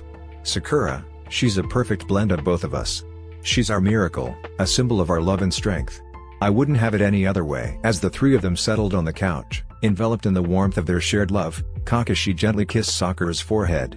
The journey of healing and renewal had brought them to a place of profound happiness, a place where they could embrace the joys of the present and the promises of the future. "Kakashi," Sakura called out to him. It's been 7 years since she married him. And she can't be any happier. "Yes?" Kakashi suddenly appeared by her side. She had been gripping the rim of their toilet as she hurled the contents of her stomach. "Too much sake?" he asked, as he gathered her hair behind her back. Sakura groaned, feeling the effects of the sake hitting her heart. "Maybe a little too much," she admitted, leaning against the bathroom wall. Kakashi continued to hold her hair back, his expression a mix of concern and amusement. "I did warn you about the strength of that sake," he teased gently. Sakura shot him a playful glare. "You did, but I didn't listen. Celebrating our anniversary got the better of me," she painfully explained. "And can you blame me? It's a triple celebration of sorts. 13 years of being together, 7 years of marriage, and your 47th birthday. I think you married me on your birthday on purpose, so you won't forget it," she accused. Kakashi chuckled, his eye crinkling with amusement. "Well, it did make it easier to remember, didn't it?" He continued to hold his wife's hair behind her head. "Well, at least you're celebrating properly. You know, it's hard to believe it's been 7 years already." Sakura sighed, a content smile on her face despite her current state. "Time flies when you're happy." "Did Kikyo and Sakumo eat already?" she asked, concerned about her children. "The kids already ate, Sakura. Do you really think I'll let my own kids starve? Besides, Naruto and Hinata whisked them away." "Don't tell me you just gave them away," Sakura groaned. Kakashi grinned, his eyes crinkling with amusement. "Not exactly. Naruto insisted on taking them away. Said Boruto and Himawari needs to have playmates so that Hima would stop lunging at Boruto's throat." Sakura chuckled, then winced slightly at the movement. "Ugh, note to self, never underestimate Naruto's enthusiasm for family gatherings," she sighed. "Good thing our own kids doesn't try to kill each other every playtime. Don't you ever dare teach Kikyo your Chidori, or else, Sakuma will be running to the hills every day." Kakashi laughed, a sound that warmed Sakura's heart. He raised his right hand. "I promise, no Chidori lessons for Kikyo. I'll leave the lightning techniques to her sensei when she becomes a ninja." Sakura nodded, appreciating the humor despite the pounding headache. "Smart move. We don't need a mini lightning-wielding 5-year-old running around." Kakashi gently helped her stand up and guided her back to their bedroom. "You should get some rest. I'll bring you some water and pain relievers." As Sakura settled into bed, Kakashi returned with a glass of water and medication. He handed them to her, concern evident in his gaze. "You sure you're okay?" Sakura nodded, sipping the water and taking the pills. "Just a bit of a hangover. I'll be fine after some rest." Kakashi sat beside her, running his fingers through her hair. "I never thought I'd see the day when you'd be nursing a hangover. The sake must have been really strong." Sakura laughed softly. "Well, I have all the special sake this time. I don't have to compete with Okaa-san for them." Kakashi smiled, his eyes softening with affection. "I'm glad we can celebrate our anniversary in peace now. No need to worry about rivalries over sake." Sakura leaned into Kakashi's touch, enjoying the soothing sensation of his fingers in her hair. "Peaceful celebrations are definitely preferable. Gone are the days that we have to be quick because Naruto needs you for a mission." When Sakumo turned 2, he retired. Naruto argued that he's still young. He was just 44 back then. But Kikyo was already 5 years old by that time and is starting to ask for him every time he leaves for mission. Kakashi nodded, a fond smile on his face. Retirement has its perks. More time for family and less worry about sudden missions. Though, I have to admit, I miss the thrill of the missions sometimes. Sakura chuckled. "You can always help out with the new generation of ninja. Pass on your wisdom and experience. Maybe teach Sasuke's daughter the Chidori. She'll be 12 in 5 years. You'll be just 52 by that." Kakashi raised an eyebrow, considering the idea. "Teaching the Chidori to Sasuke's daughter, huh? But not our daughter. That might be interesting. Hopefully, she won't use it on her teammates like her father did." He thought for a while. "I was not as young as I used to be," he said mournfully. "Well, it's Sasuke's daughter, Kakashi. If she is going to wield that lightning blade, at least, it's not going to be inside my house. Let her wreak havoc on Sasuke's house. See if he liked that." Sakura reasoned out, then she grinned, playfully nudging him. "And you're not that old, Kashi. So, stop sulking. You look like Pakun." Kakashi chuckled, "Fair point. Let Sasuke deal with his daughter's lightning adventures." He leaned in and pressed a gentle kiss to Sakura's forehead. "I'm grateful for these peaceful moments, Sakura. 7 years of marriage, and it feels like we've built a lifetime together," he sighed. Then, he returned her teasing tone. "Well, if I start barking like Pakun, you have my permission to call me out on it." "Yeah, and I won't trade it for anything." Sakura laughed, feeling grateful for the light-hearted moments they shared. "Deal. Now can I lay down? I'm really dizzy, and I have a group of genins to meet tomorrow. I hope no one is like Naruto." Kakashi helped Sakura settle into bed, ensuring she was comfortable. "Rest up, Sakura. I'll meet up your genins tomorrow. And don't worry, I won't fail them all," he assured her. "Or kick them while they try to get the bell. I just have to remember that they are not my Genin team. Can't kick my wife's team members." Sakura chuckled, the motion making her head spin a bit. "Please don't. We need a new generation to be at their best. And no bell test, it's so last century." Kakashi grinned, leaning down to press a gentle kiss on her forehead. "All right, no bell test. I'll just make them fight me, and they have to come out unscathed." Sakura chuckled, feeling comforted by Kakashi's presence. "I think it's more excessive, Kakashi. Those kids won't last in the training ground for 5 minutes with you as their opponent. Even if you read your Icha as you fight them." Kakashi pouted. "Fine, no bell test, no fighting. So, what am I supposed to do?" Sakura smirked, enjoying Kakashi's playful expressions. "How about you assess their skills, test their knowledge, and impart some of your ninja wisdom without resorting to physical combat or bell tests? Be a responsible assistant sensei, Kakashi. Remember they are my students, not yours." Kakashi feigned a look of disappointment. "No fun, Sakura. But fine, I'll be a responsible assistant sensei. No bell tests, no reading Icha, and no fighting. Just boring old wisdom and knowledge." Sakura chuckled, feeling a bit more at ease. "That's the spirit, Kakashi. They're talented kids, and they need guidance, not intense battles." Kakashi leaned in, pressing another soft kiss on Sakura's forehead. "I'll do my best, Sakura. Now get some rest. I'll be right here if you need anything." Sakura woke up a few hours later, and she felt nausea rolling off of her. She threw the blankets off of her and ran towards the bathroom. Kakashi, who was woken up suddenly, tailed Sakura to the bathroom and gathered her hair out of her face as she hurled whatever is left of last night's dinner into the toilet. Kakashi held her hair back, concern etched on his face. "Sakura, are you okay?" Sakura groaned, wiping her mouth with the back of her hand. "I think the sake really got to me. Ugh, my head is pounding." Kakashi shook his head. "No. I don't think so. You're a medic and your body should have burned the leftover alcohol in your system." Sakura frowned, feeling a bit disoriented. Then, "What's happening to me? I've never felt this way before." Kakashi glanced at her, worry deepening in his gray eyes. "Maybe it's something else. Let me check." He placed a hand on her forehead, checking for signs of fever. "No fever," he mumbled to himself. "Maybe it's a stomach bug or something you ate." Sakura sighed, leaning against the bathroom wall. "I hope it's just that. I can't afford to be sick with the Jinan evaluations tomorrow." Kakashi continued to hold her hair, his concern evident. "I really don't like seeing you like this, Sakura.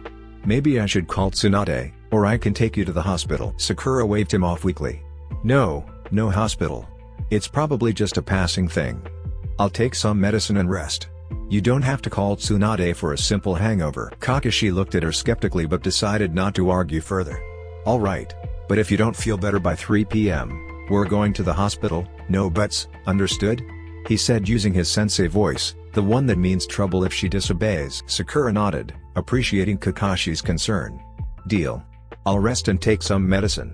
Hopefully, it's just a temporary thing." Kakashi helped her back to bed, making sure she was comfortable before going to the kitchen to prepare a simple meal. He returned with a bowl of soup and some crackers. "Here, eat this. It might help settle your stomach," Kakashi said, placing the bowl on the bedside table. Sakura gave him a weak smile. "Thanks, Kakashi. You're always taking care of me." He sat beside her, gently brushing a strand of hair from her face. "I'm your husband. It's part of the job description.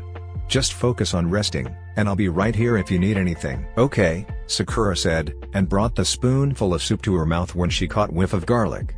"Ugh, did you put 5 heads of garlic here, Kakashi? It stinks." "I did put some garlic but not 5 heads."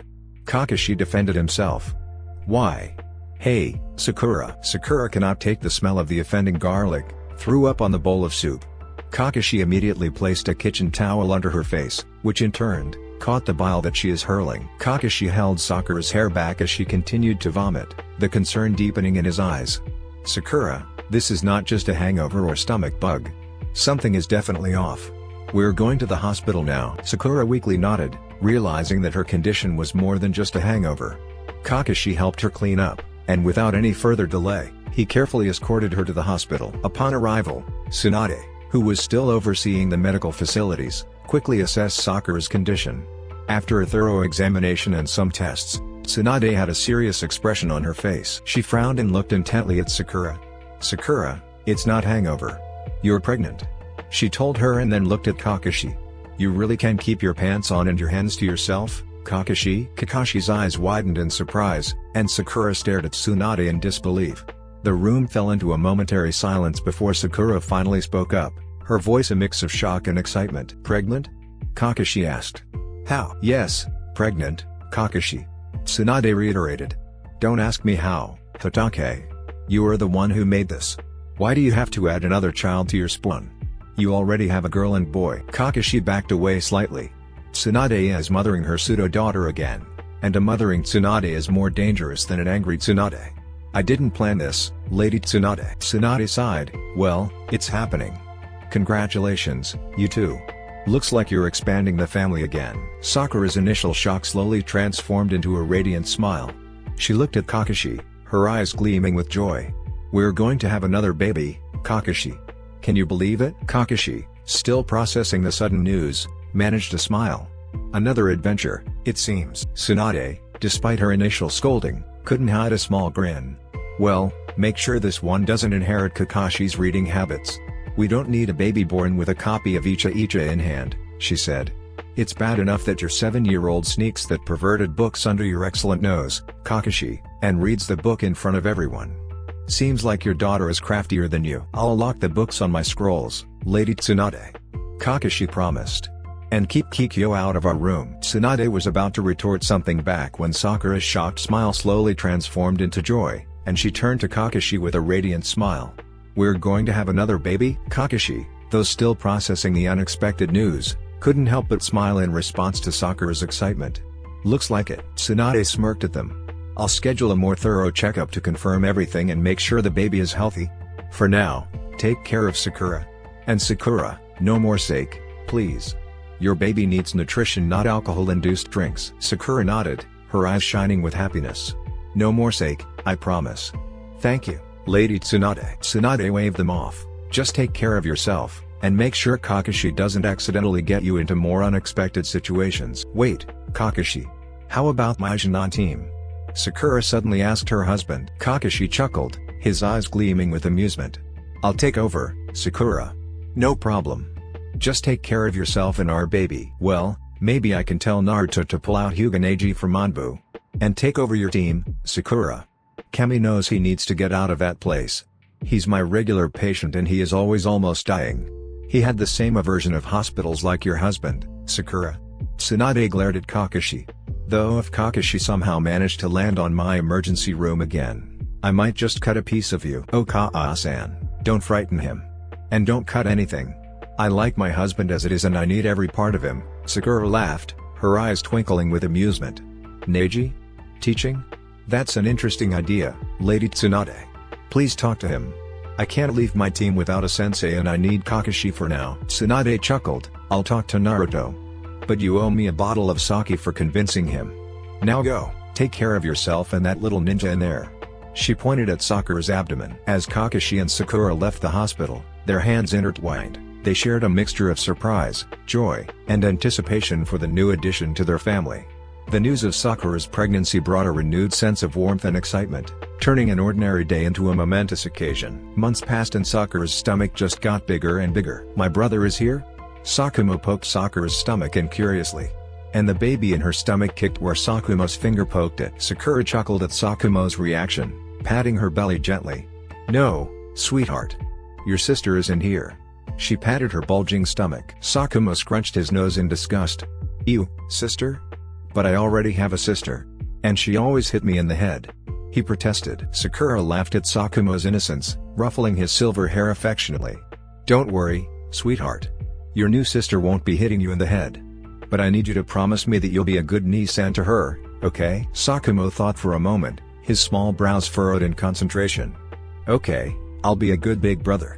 But if she tries to take the shuriken toys that daddy gave me, I'll tell her no. Sakura chuckled, finding Sakumo's protective nature endearing. That's fair, Sakumo. Just remember to share nicely with your little sister. And maybe, you can teach her some cool ninja moves when she's older. Sakumo's eyes lit up at the idea. Yeah. I'll teach her the coolest moves, and we can be the best ninja ever, he declared. Sakura smiled at the boy and ruffled his hair again. It's really getting a little long and like Kakashi's it's also unruly. You'll be the best big brother, Sakumo. Your little sister is lucky to have you, Sakura said, feeling a surge of warmth in her heart. She marveled at the precious bond forming between her children, and the prospect of their growing family brought immense joy. As the days passed, Sakura's belly continued to grow, and the anticipation in the household heightened. Kakashi, despite his usual calm demeanor, couldn't hide his excitement and concern for Sakura's well-being. He made sure she rested, ate well, and took care of herself as they awaited the arrival of their third child. Hey, how are you?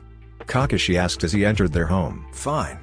My back just hurts a lot, she complained. Kakashi immediately moved to Sakura's side, his hands gently rubbing her lower back. You've been carrying our little ninja in there. It's no surprise your back is feeling the strain. Let me help with that. Sakura sighed contentedly as Kakashi's hands worked their magic, relieving some of the tension in her back. You're spoiling me, you know that? Kakashi chuckled, planting a soft kiss on the top of her head. Consider it a husband's duty to pamper his pregnant wife.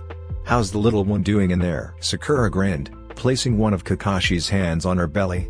Active, just like Sakumo was. Kikyo was the calm one, never kicked too strong or made me lose all my dinner. I think we've got another little troublemaker on our hands. Kakashi smiled, feeling the gentle movements beneath his hand. Troublemaker or not, I can't wait to meet her. Any idea when she'll make her grand entrance? Sakura shrugged, babies have their own schedule. But I'm due soon. Maybe in a week or two. We should have everything ready just in case. Kakashi nodded, a thoughtful expression on his face. I'll make sure everything's prepared. Do you need anything right now? Water, Snacks, a foot rub? Sakura laughed. You're spoiling me too much, Kakashi. But I won't say no to some water and maybe a snack. Being pregnant makes you hungry all the time. Kakashi nodded, giving her a quick peck on the lips before heading to the kitchen. As he prepared a light snack, he couldn't help but reflect on the journey they had taken. From the ups and downs of their relationship to the joy of raising Sakuma and Kikyo, and now, the anticipation of welcoming a new member to their family. Returning with a tray of snacks and water, Kakashi settled beside Sakura, placing the tray on a nearby table. Here you go. Anything else you need? Sakura smiled, appreciating his attentiveness. Just you being here is more than enough. But maybe, tell me a story? It always helps me relax. A story? Kakashi asked. You already know all the stories from my childhood. Sakura chuckled, her eyes sparkling with affection. I wouldn't mind hearing them again. I love knowing my husband over and over again. Kakashi grinned, a softness in his eyes. Alright, let's see. I remember a story. A story when my father was still alive. Kakashi began, a nostalgic tone in his voice. Like me, a hound of Ninkins is his summon. One day, Pakun's dad just appeared out of nowhere and dropped Pakun to his hands. He said, "Since you make me work all the time, you take care of the pup," then left. My father was taken aback because Pakun is so small. Did he ever get bigger since then? She asked. I don't know. As far as I can remember, he was that size since then. And I got him when I was 3. Sakura smiled, picturing a young Kakashi with a tiny Pakun in his hands. 3 years old, huh? That must have been quite a surprise, she said. Is Pakun the first Ninkin you had? Kakashi nodded. Yeah. That is why he's the pack leader, even though he is the smallest. But I grew attached to him quickly. He became my companion, and we trained together. Pakun was always there for me, even during the toughest times. Sakura reached out, gently tracing circles on Kakashi's hand. It's amazing how these bonds form, isn't it? I mean, look at us. Who would have thought we'd end up here, married and with 2 wonderful kids and another on the way? Kakashi smiled, his gaze meeting Sakura's with a warmth that reflected the depth of their journey together. Life has its way of surprising us. And I wouldn't have it any other way. From the moment Pakun became a part of my life to the day we met, every twist and turn led us here. I wouldn't trade any of it for the world. She leaned into him and stared at the one photograph in the wall that wasn't a photo of them.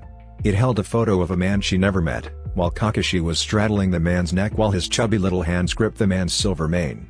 The man looked so happy in the photograph as he held onto Kakashi's tiny legs. If I can, there is one thing that I would change. Kakashi looked at her with curiosity, his eyes questioning. What would you change, Sakura? Sakura sighed, her gaze still fixed on the photograph. I wish I could have met your father. From the stories you've told me, he seems like an incredible person. I would have loved to thank him for bringing such an amazing man into the world. I would love to thank him for my husband. Kakashi's eyes softened, and he pulled Sakura closer, wrapping his arm around her. I'm sure he would have loved you. You made his son happy again, and probably he would have given you everything just for you not to leave me. Dad would probably knock me in the head for not marrying you sooner, though, he chuckled quietly. He died when I was young, but I can imagine what he would have said. He would say, "What are you waiting for, Kakashi? For her to knock her head hard enough to realize that she could have so much better than you? Marry her already," he said in an imitation of his father's voice. Sakura laughed, a mixture of joy and affection. Your dad sounds like he had a good sense of humor. I really wish I could have met him. Kakashi pressed a soft kiss on Sakura's forehead. Me too, Sakura. But I'm grateful that he gave me Pakun, he became my friend. And that eventually led me to you. Maybe in some way, he's still watching over us. Maybe thinking that his only son is neck deep in the darkness and thought that I need a little pink in my life. Sakura chuckled, leaning into Kakashi's embrace. Well, I'm glad he did, and I really did need a lot of silver in my life. She rubbed her stomach. Although it wouldn't hurt for my daughter to have pink hair. I'm the odd one out in this house. All 3 of you are silver and gray. Your son even looks like your dad. I'm the only pink and green one. Every time we go out with the kids, I felt like the outsider intruding on your family. Kakashi chuckled, his arms tightening around Sakura. Nah, you're not an outsider. Between the 2 of us, you're the homemaker, the one that makes us complete. Though I must admit, pink and green stand out in the best way possible. Our little ninja will have the best of both worlds, your strength and my charming, good looks. Sakura playfully rolled her eyes. Charming, good looks, huh? Modesty must be a recessive trait in your family, she teased him. Kakashi grinned, I learned it from the best, my father, the ultimate charmer. But in all seriousness, our little one will be perfect. Even if she would turn pink or silver. Just not black hair, please Sakura, not charcoal, black hair and eyes. Sakura narrowed her eyes, as she stared at Kakashi. Black hair? She asked. Her mind racing, trying to think what this was about. And there are only two men in the village with those descriptors, their former teammates, Sasuke and Sai. As an Uchiha Black? I saw Sasuke stalking the house. He carefully said, "Are you implying that I had an affair with Sasuke?" Sakura finished his sentence, her eyes narrowing further. Really, Kakashi? You think I'd do that? After I chose you over and over again throughout the years? She asked indignantly. Kakashi's eyes widened in realization, and he quickly shook his head. No, Sakura, that's not what I meant. I trust you completely. I was just making a joke, a bad one, obviously. I know our little one will have pink hair like you. I didn't mean to imply anything about Sasuke. I'm sorry if it came across that way. Sakura crossed her arms, still giving him a stern look. You better be sorry. Accusing your pregnant wife of such things, honestly. Kakashi sighed, his apologetic expression sincere. I messed up, Sakura. I should have thought before I spoke. I trust you completely, and I know our family is built on that trust. I love you, and I'm sorry for any doubt I unintentionally caused. Sakura softened at his genuine apology, realizing it was just a poorly chosen attempt at humor. Alright, you're forgiven. But don't make jokes like that, especially when I'm this pregnant and hormonal. My fists are just itching to punch you all the way to Suna. And I don't think Gaara would appreciate it if a certain silver-haired, copy ninja just crashed through his village gates unannounced. She threatened, then a certain thought came to her. Or I might just punch you all the way to the hospital. Kaa-san would very much like to have you in her emergency room and operating table. Kakashi chuckled, relieved that Sakura accepted his apology. Noted. No more questionable jokes, especially during pregnancy. I'll stick to safer topics, like Icha or my impressive collection of ninja dogs. Sakura rolled her eyes, playfully nudging him. You and your Icha. I'm surprised you haven't tried to read it to the baby yet. Kakashi smirked, feigning innocence. Well, it's never too early to appreciate literature. Sakura laughed, shaking her head. I'm pretty sure our baby would appreciate a good fairy tale more than Icha. But hey, at least we'll have a well-rounded child, exposed to both classic tales and whatever those books are. She looked at him sharply. Now, I want you to continue your storytelling. To make me calm, I don't really want to give birth right now because of your stupid joke. Kakashi chuckled, realizing he needed to keep the atmosphere light. Alright, no more questionable jokes. How about a fairy tale for our little one? He suggested. Once upon a time, in the hidden village of Konoha, there lived a strong and beautiful medic ninja named Sakura. She had hair as pink as cherry blossoms, and her heart was as kind as the gentlest breeze. He started, telling his daughter their story. Sakura smiled, appreciating the way that he is telling their story. I like where this is going. Go on. Kakashi continued. Sakura met a mysterious ninja, known for his silver hair and a mask covering half his face. His name was Kakashi, and he was a skilled and stoic warrior. Despite his tough exterior, there was a warmth in his eye that only Sakura could see. Sakura playfully nudged Kakashi. Are you sure you're not just talking about yourself? She joked. Kakashi grinned, well, maybe a little. Now, where was I? Oh, yes. Sakura and Kakashi, despite their differences, found a deep connection. And even though people said that Sakura is too young for the seasoned ninja like Kakashi, she still chose to be with him. He gave his wife his eye smile. And he chose her. Because she's more important than any of the judgment of the villagers. Kakashi really loves the cherry blossom-like woman. And they faced many challenges together, from dangerous missions to the chaos of raising two energetic kids, Sakuma and Kikyo. He cupped her face and tapped her nose lightly before he let her face go. As the years passed, their love only grew stronger. And one day, they received the most precious gift of all, a little ninja on the way. A new chapter in their adventure, Kakashi continued, his voice filled with warmth and affection. The little ninja, still snug in her mother's belly, heard the tales of her parents' journey and the love that bound their family together. Sakura smiled, captivated by Kakashi's storytelling. It's a beautiful story, Kakashi. Our story. Kakashi nodded, his eye crinkling with a genuine smile. Our story, indeed. And it's far from over. The next chapter is about to begin, with a new character, our daughter. As they basked in the warmth of their shared tale, Sakura felt a gentle kick from within. She placed her hand over her belly, feeling the life growing inside her.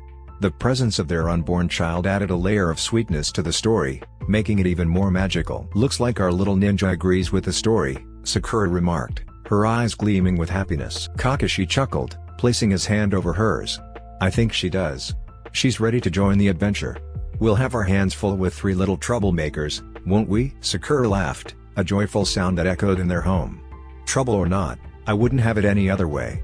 Our family is a beautiful chaos, and I wouldn't trade it for the world." Kakashi leaned in, pressing a soft kiss on Sakura's forehead. "Me neither, Sakura. Me neither." She smiled at him when he pulled away. She really loves it when Kakashi is being affectionate to her. "Well, Kakashi, back to our conversation about the baby's hair color." Kakashi grinned, happy to steer the conversation away from any potential misunderstandings. "Yes, about that. Pink and silver would be a unique combination. We'll just have to wait and see." As the days passed, Sakura's due date approached, and the excitement in the household reached its peak. The nursery was prepared with care, and Sakumo and Kikyo eagerly awaited the arrival of their baby sister. Kakashi, while still maintaining his calm demeanor, couldn't hide the anticipation and concern for Sakura's well-being. One evening, as they sat together in the living room, Sakura suddenly winced, clutching her belly. "Are you okay?" Kakashi asked, his eyes filled with concern. Sakura took a deep breath. "It's okay, just a spasm. Not a contraction." Kikyo, who was sitting by her feet, looked at her. "Are you sure, mommy? And Hinata said it I should not take my eyes off you." Sakura smiled at Kikyo's concern. "I appreciate that, sweetie. But don't worry, it's just a little discomfort. Contractions feel different. When it's time, we'll know." Kakashi glanced at the clock, his worry evident. "Maybe we should go to the hospital, just to be sure." Sakura shook her head. "No, not yet, Kakashi. It's too early, and the contractions aren't consistent. Let's wait a bit longer.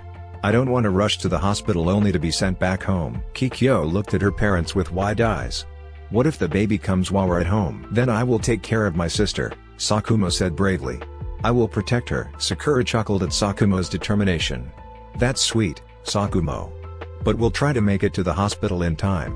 Don't worry, mommy and daddy are here to take care of everything." Kakashi nodded, placing a reassuring hand on Sakura's shoulder. "We've done this before. We know what to expect. Just let us know if the contractions become more intense or if anything feels off." Sakura agreed, "Exactly. For now, let's try to relax and wait for the right moment. In the meantime, maybe we can distract ourselves with something. Sakumo, Kikyo, do you want to play a game or watch a movie?" The kids exchanged excited glances, and Kikyo spoke up. "Movie? I want to watch a ninja movie, like Daddy's old missions." Sakumo nodded in agreement. "Yeah, that sounds cool. Mom, can we?" Sakura smiled. "Of course. Let's make it a family movie night while we wait for our little ninja to make her debut." As the family settled down to watch a ninja movie, the atmosphere in the room shifted from anticipation to a more relaxed and cozy vibe. Sakura's discomfort seemed to ease, and the kids were engrossed in the action on the screen. Kakashi kept a watchful eye on Sakura, ready to act if needed. As the movie progressed, Sakura felt a sudden surge of pain, stronger than before. She winced, her hand gripping Kakashi's.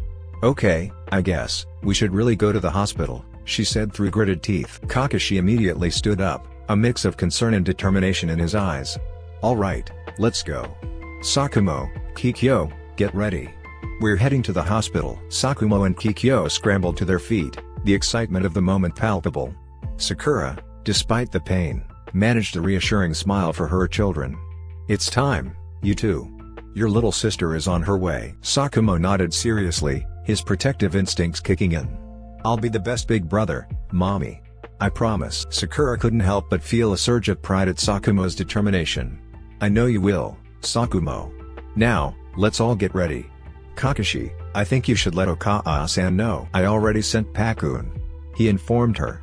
"Don't worry, Lady Tsunade had been preparing for this." As the family hurriedly prepared to leave for the hospital, Sakura's contractions intensified.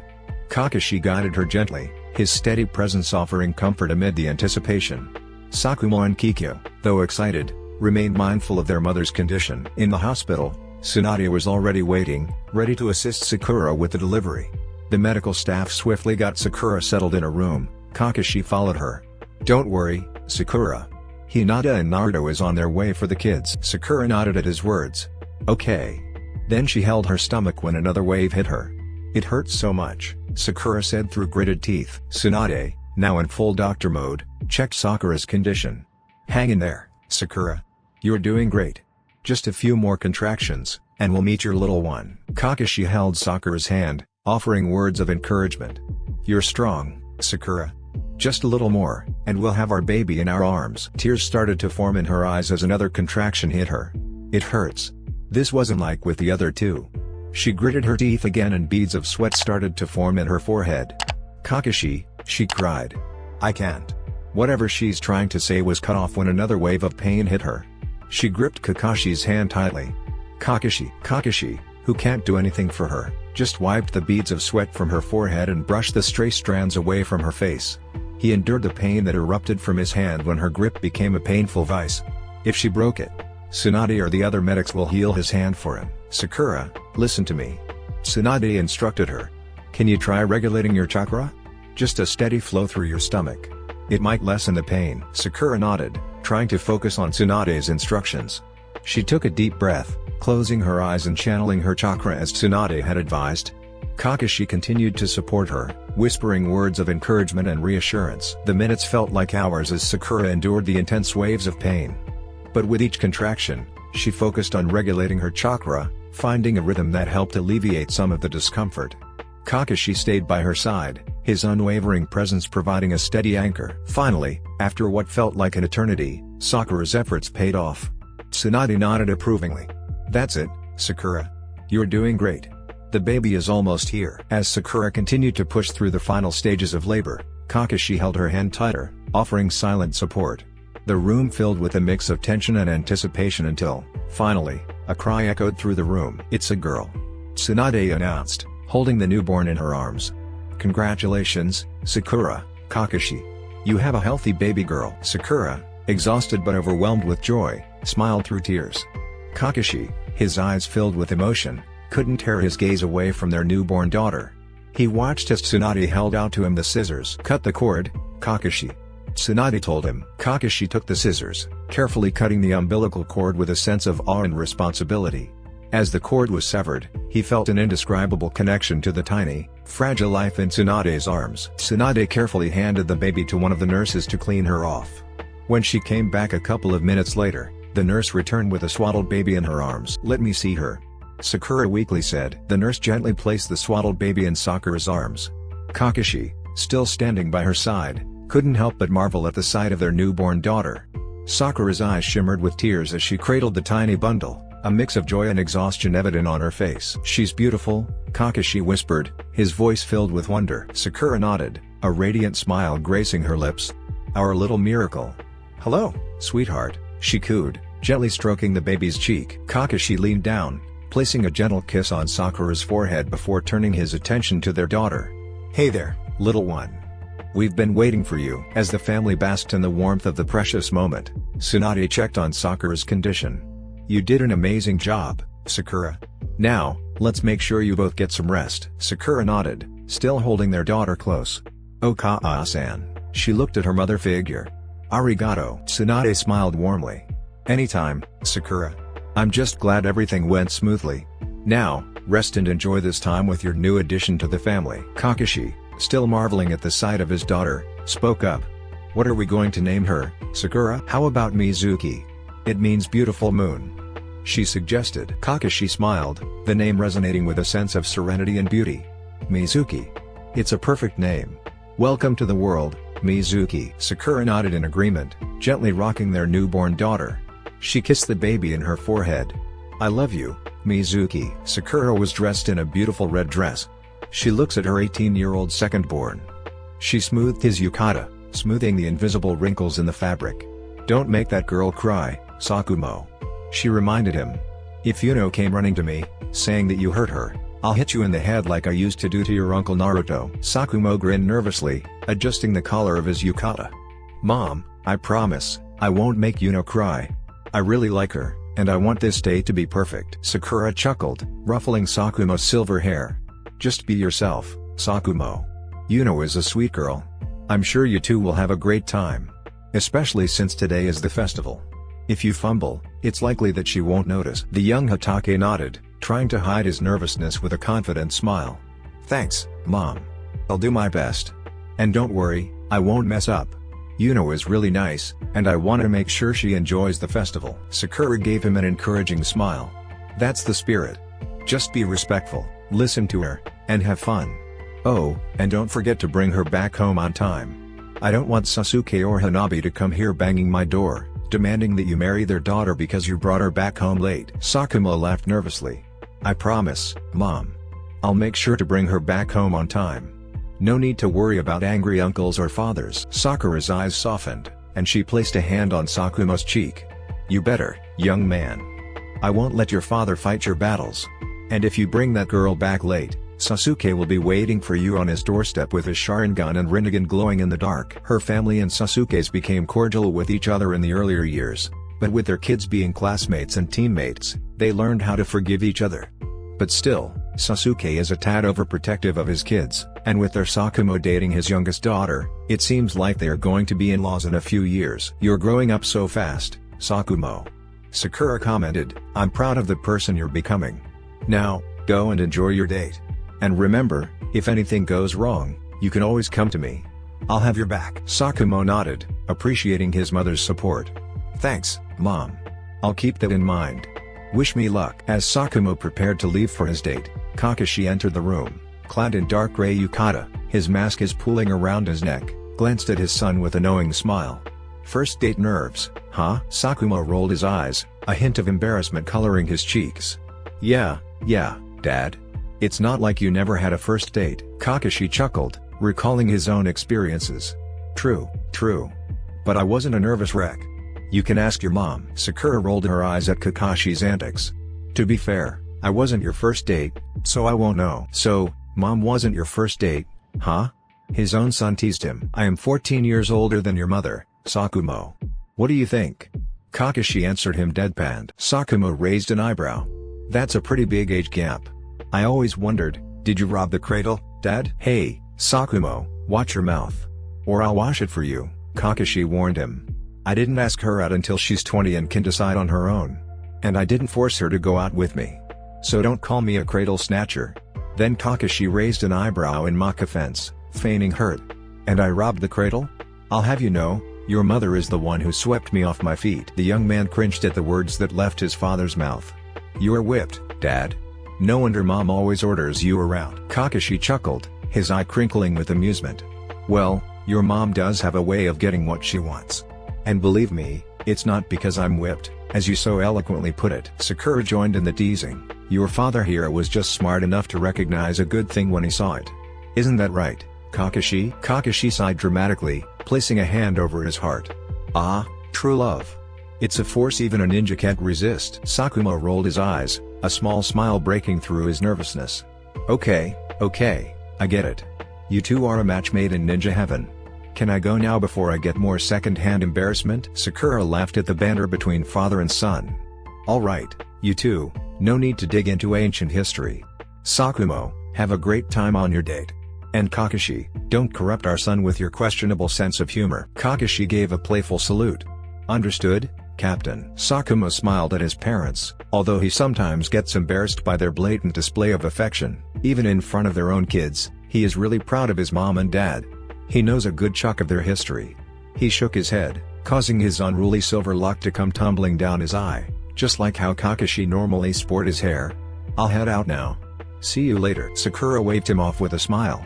Have a great time, Sakumo. And remember, just be yourself. As Sakumo left for his date, Kakashi turned to Sakura with a playful glint in his eye.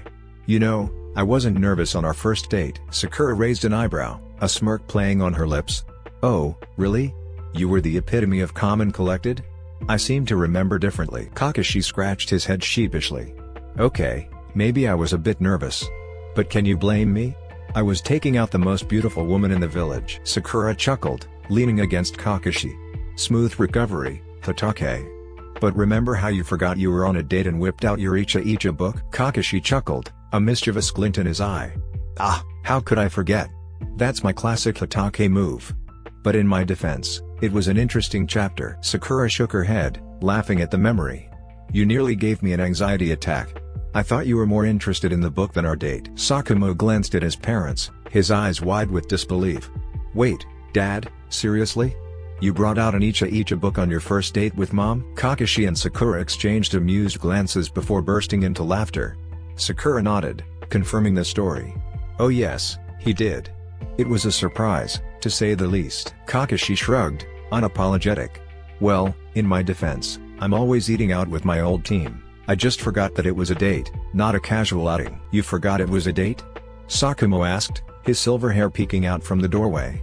Gee, Dad, I can't understand why Mom put up with you. Then he murmured under his breath. Icha book during the first date. Did Mom really love Dad that much to put up with it? Sakumo was murmuring, but with his hearing, Kakashi caught every word. Your mother has a lot of patience. But trust me, I've learned my lesson since then. No more Icha books on dates. Sakura nodded, still chuckling. That's right. Your dad has improved his dating etiquette over the years. Now, go and enjoy your date, Sakumo. Don't make her wait or Sasuke will have your head. Sakumo laughed nervously. I won't, Mom. Thanks for the advice. And Dad, I'll make sure not to bring out any Icha books during my dates. He told him. Icha books during first date, if I do that, you know we'll run screaming for the hills. Kakashi grinned, ruffling Sakumo's hair. Smart choice, son. Now go and have a great time. And remember, if anything goes wrong, just go home to us. He's growing up, isn't he? Sakura remarked, her eyes reflecting a blend of pride and nostalgia, as she watched her son leave. Kakashi wrapped his arm around Sakura, pulling her close. Yeah, it feels like just yesterday when we were dealing with diapers and sleepless nights. Now, he's off on his first date. Time really flies. Sakura sighed, resting her head on Kakashi's shoulder. Later, we will attend another wedding. Good thing Kikyo ended up with Boruto. I wouldn't have to worry about her. But if Boruto tries something... He let the threat hang in the air. He knows that. And Naruto too. I heard he gave the kid an extensive lecture about it. Kakashi chuckled, his protective instincts kicking in. Good. Naruto can be a formidable force when he wants to be. Our kids are lucky to have such caring uncles and aunts. Sakura nodded in agreement. They are. We've built a strong and supportive family. I couldn't ask for anything more. As they stood there, watching the door where Sakumo had just exited, a sense of gratitude washed over them. From the adventures of their youth to the joys and challenges of parenthood, their journey had been filled with laughter, love, and unexpected moments. And now, as their children stepped into their own journeys, Kakashi and Sakura looked forward to the new chapters that awaited them. We did good, didn't we? Kakashi mused, his gaze lingering on the door. Sakura smiled, a softness in her eyes. We did more than good, Kakashi. We built a family, and our kids are amazing. I wouldn't change a thing. Kakashi pressed a gentle kiss on Sakura's forehead. Neither would I now. Can we head out too? I really want to check the food stalls. I heard there are some from Suna and Kiri. Sakura chuckled, playfully nudging Kakashi. Always thinking about food, huh? Hungry again, Kakashi? Kakashi grinned, feigning innocence. What can I say? A ninja needs his strength, and the festival food is irresistible. Plus, I promised you some dango. Sakura laughed, shaking her head. Alright, let's go and enjoy the festival. And you better keep that promise about the dango. Kakashi saluted playfully. Dango it is, my dear. Lead the way. As they walked towards the festival grounds, hand in hand, Kakashi and Sakura embraced the simple joys of the moment. The festival lights illuminated their path, and the sounds of laughter and music filled the air. Kakashi kept his hand on her waist. At 44 years old, Sakura is still beautiful and some foreign dignitaries can't help but glance at her. We should have brought Mizuki with us. Kakashi muttered. Referring to their 13-year-old daughter. Sakura nodded in agreement. You were right. She would have enjoyed the festival. Next time, we'll make sure to bring her along. It's her first festival as a teenager, after all. Other than that, if these foreign people saw her with us, they won't look at you anymore, he murmured. Jealousy laced his voice. Sakura laughed at Kakashi's playful comment, her eyes sparkling with amusement. Out of their 3 children, Mizuki is the perfect blend of them. With her silvery pink hair to her green eyes. Well, I'm flattered that after all these years you still think someone will take me away. Kakashi grinned, wrapping his arm around Sakura. Why not? You're beautiful and a damn good medic. Anyone would want to be with you. He pulled her closer to him. I have to keep an eye on you, you know.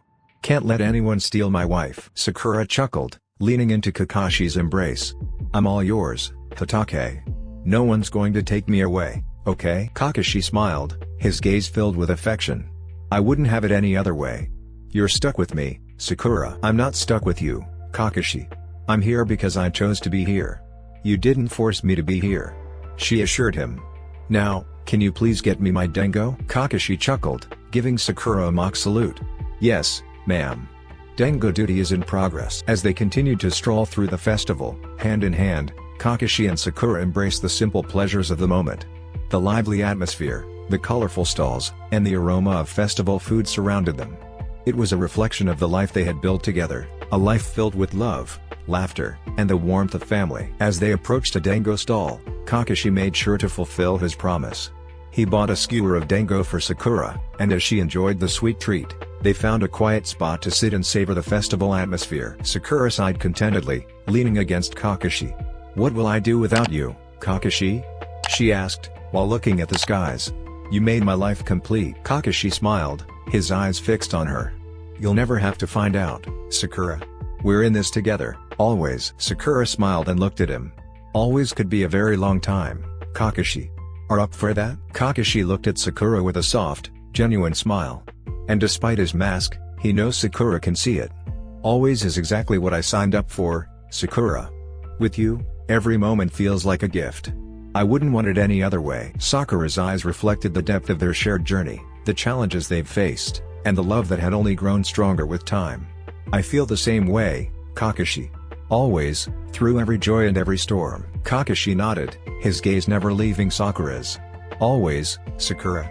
Through every adventure, every laugh, every tear. I'm grateful for every moment, and I look forward to every moment to come. I really love that, Kakashi, Sakura whispered, her heart full with emotion. Always. He leaned over to her and placed a masked kiss on the top of her head. Just stay with, Sakura.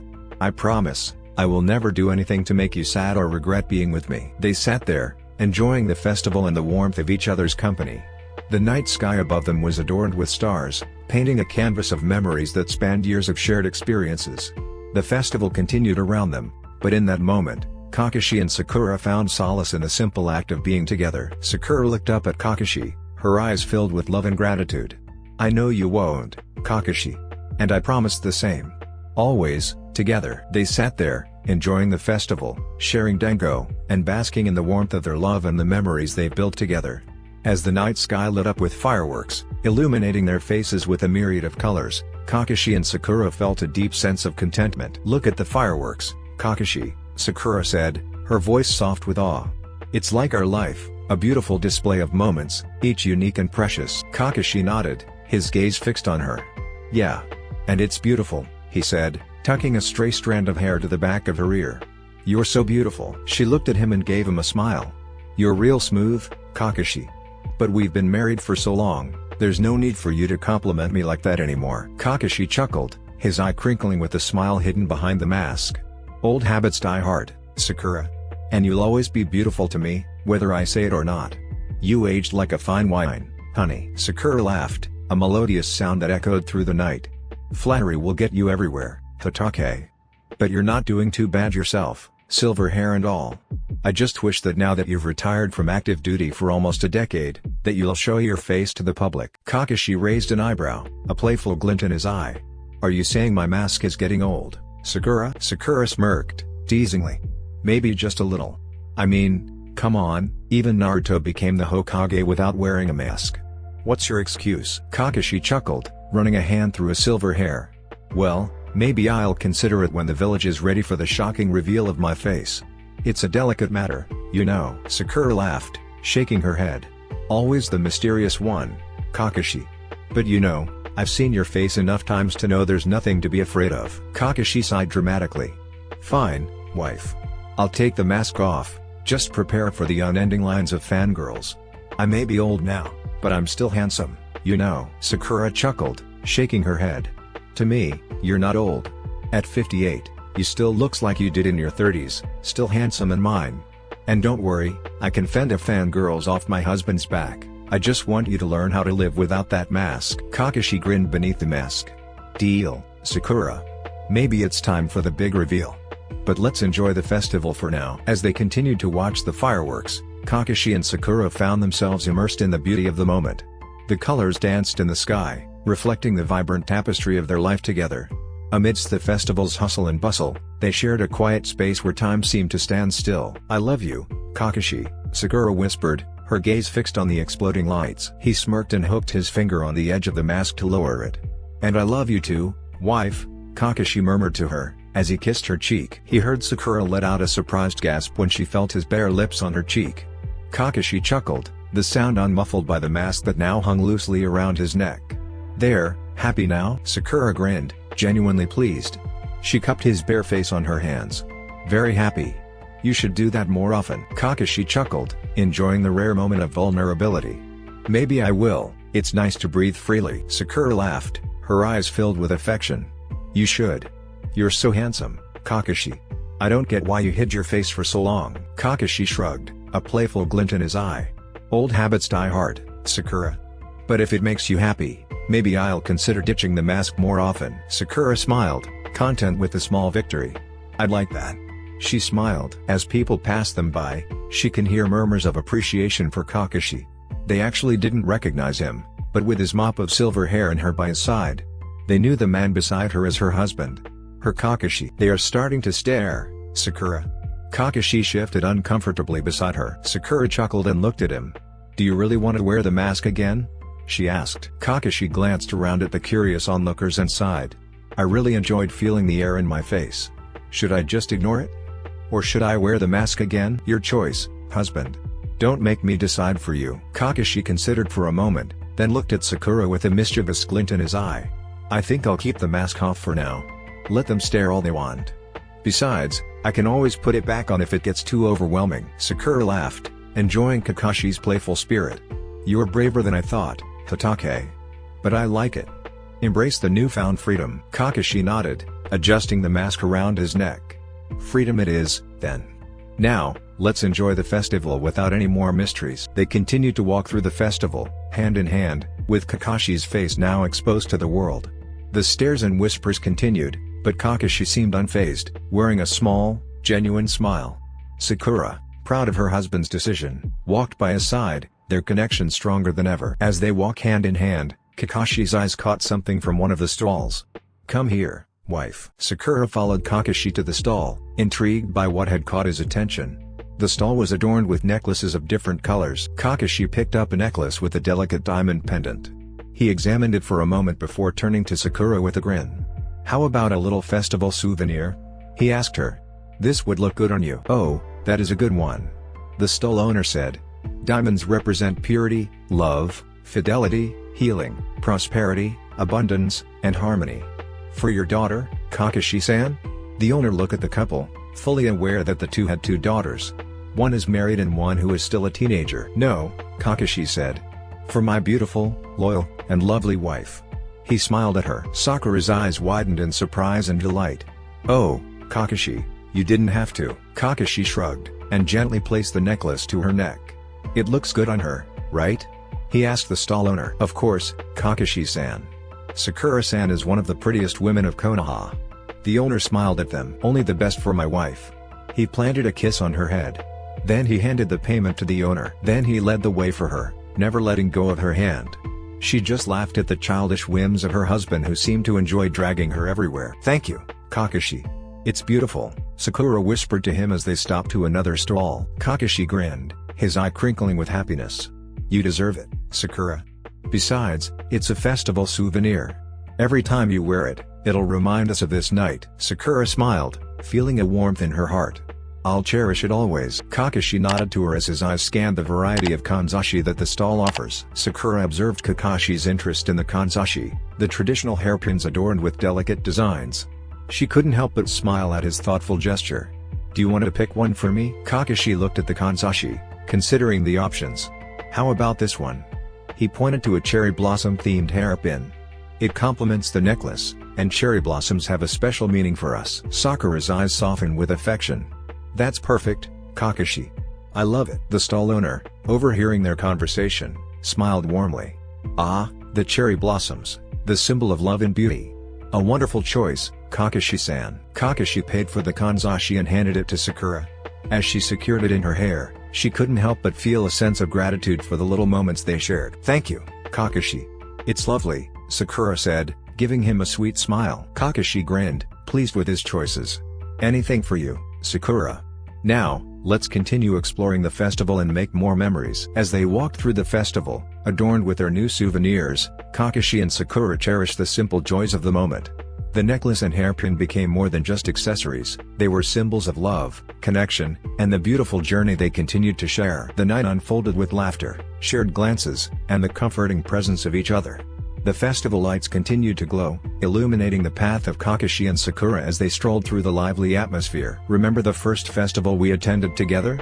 Kakashi asked, a nostalgic smile playing on his lips. Sakura nodded, reminiscing about their early days. How could I forget? You were still wearing that mask, and I had no idea what was behind it. Kakashi chuckled. Ah, the mysteries of the mask. I'm glad we've moved past that. Sakura nudged him playfully. You were so mysterious back then.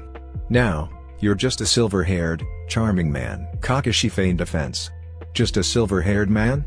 I thought I was your silver love? Sakura laughed, her eyes sparkling. You are, Kakashi. My silver man, the one I love the most. Kakashi smiled, a warmth in his gaze. And you're my cherry blossom, bringing beauty and joy to every moment. They continued to walk, hand in hand, the festival unfolding around them. The night was filled with the magic of lights, laughter, and the shared history that bound them together. Kakashi, I really love you, Sakura declared. Kakashi looked at Sakura, his eyes softening with genuine affection. And I love you, Sakura. More than words can express. They shared a tender moment, their love resonating in the quiet exchange of glances. As they continued to explore the festival, hand in hand, Kakashi and Sakura carried with them the warmth of their shared memories, the promise of the present, and the anticipation of a future filled with more festivals, more laughter, and more love.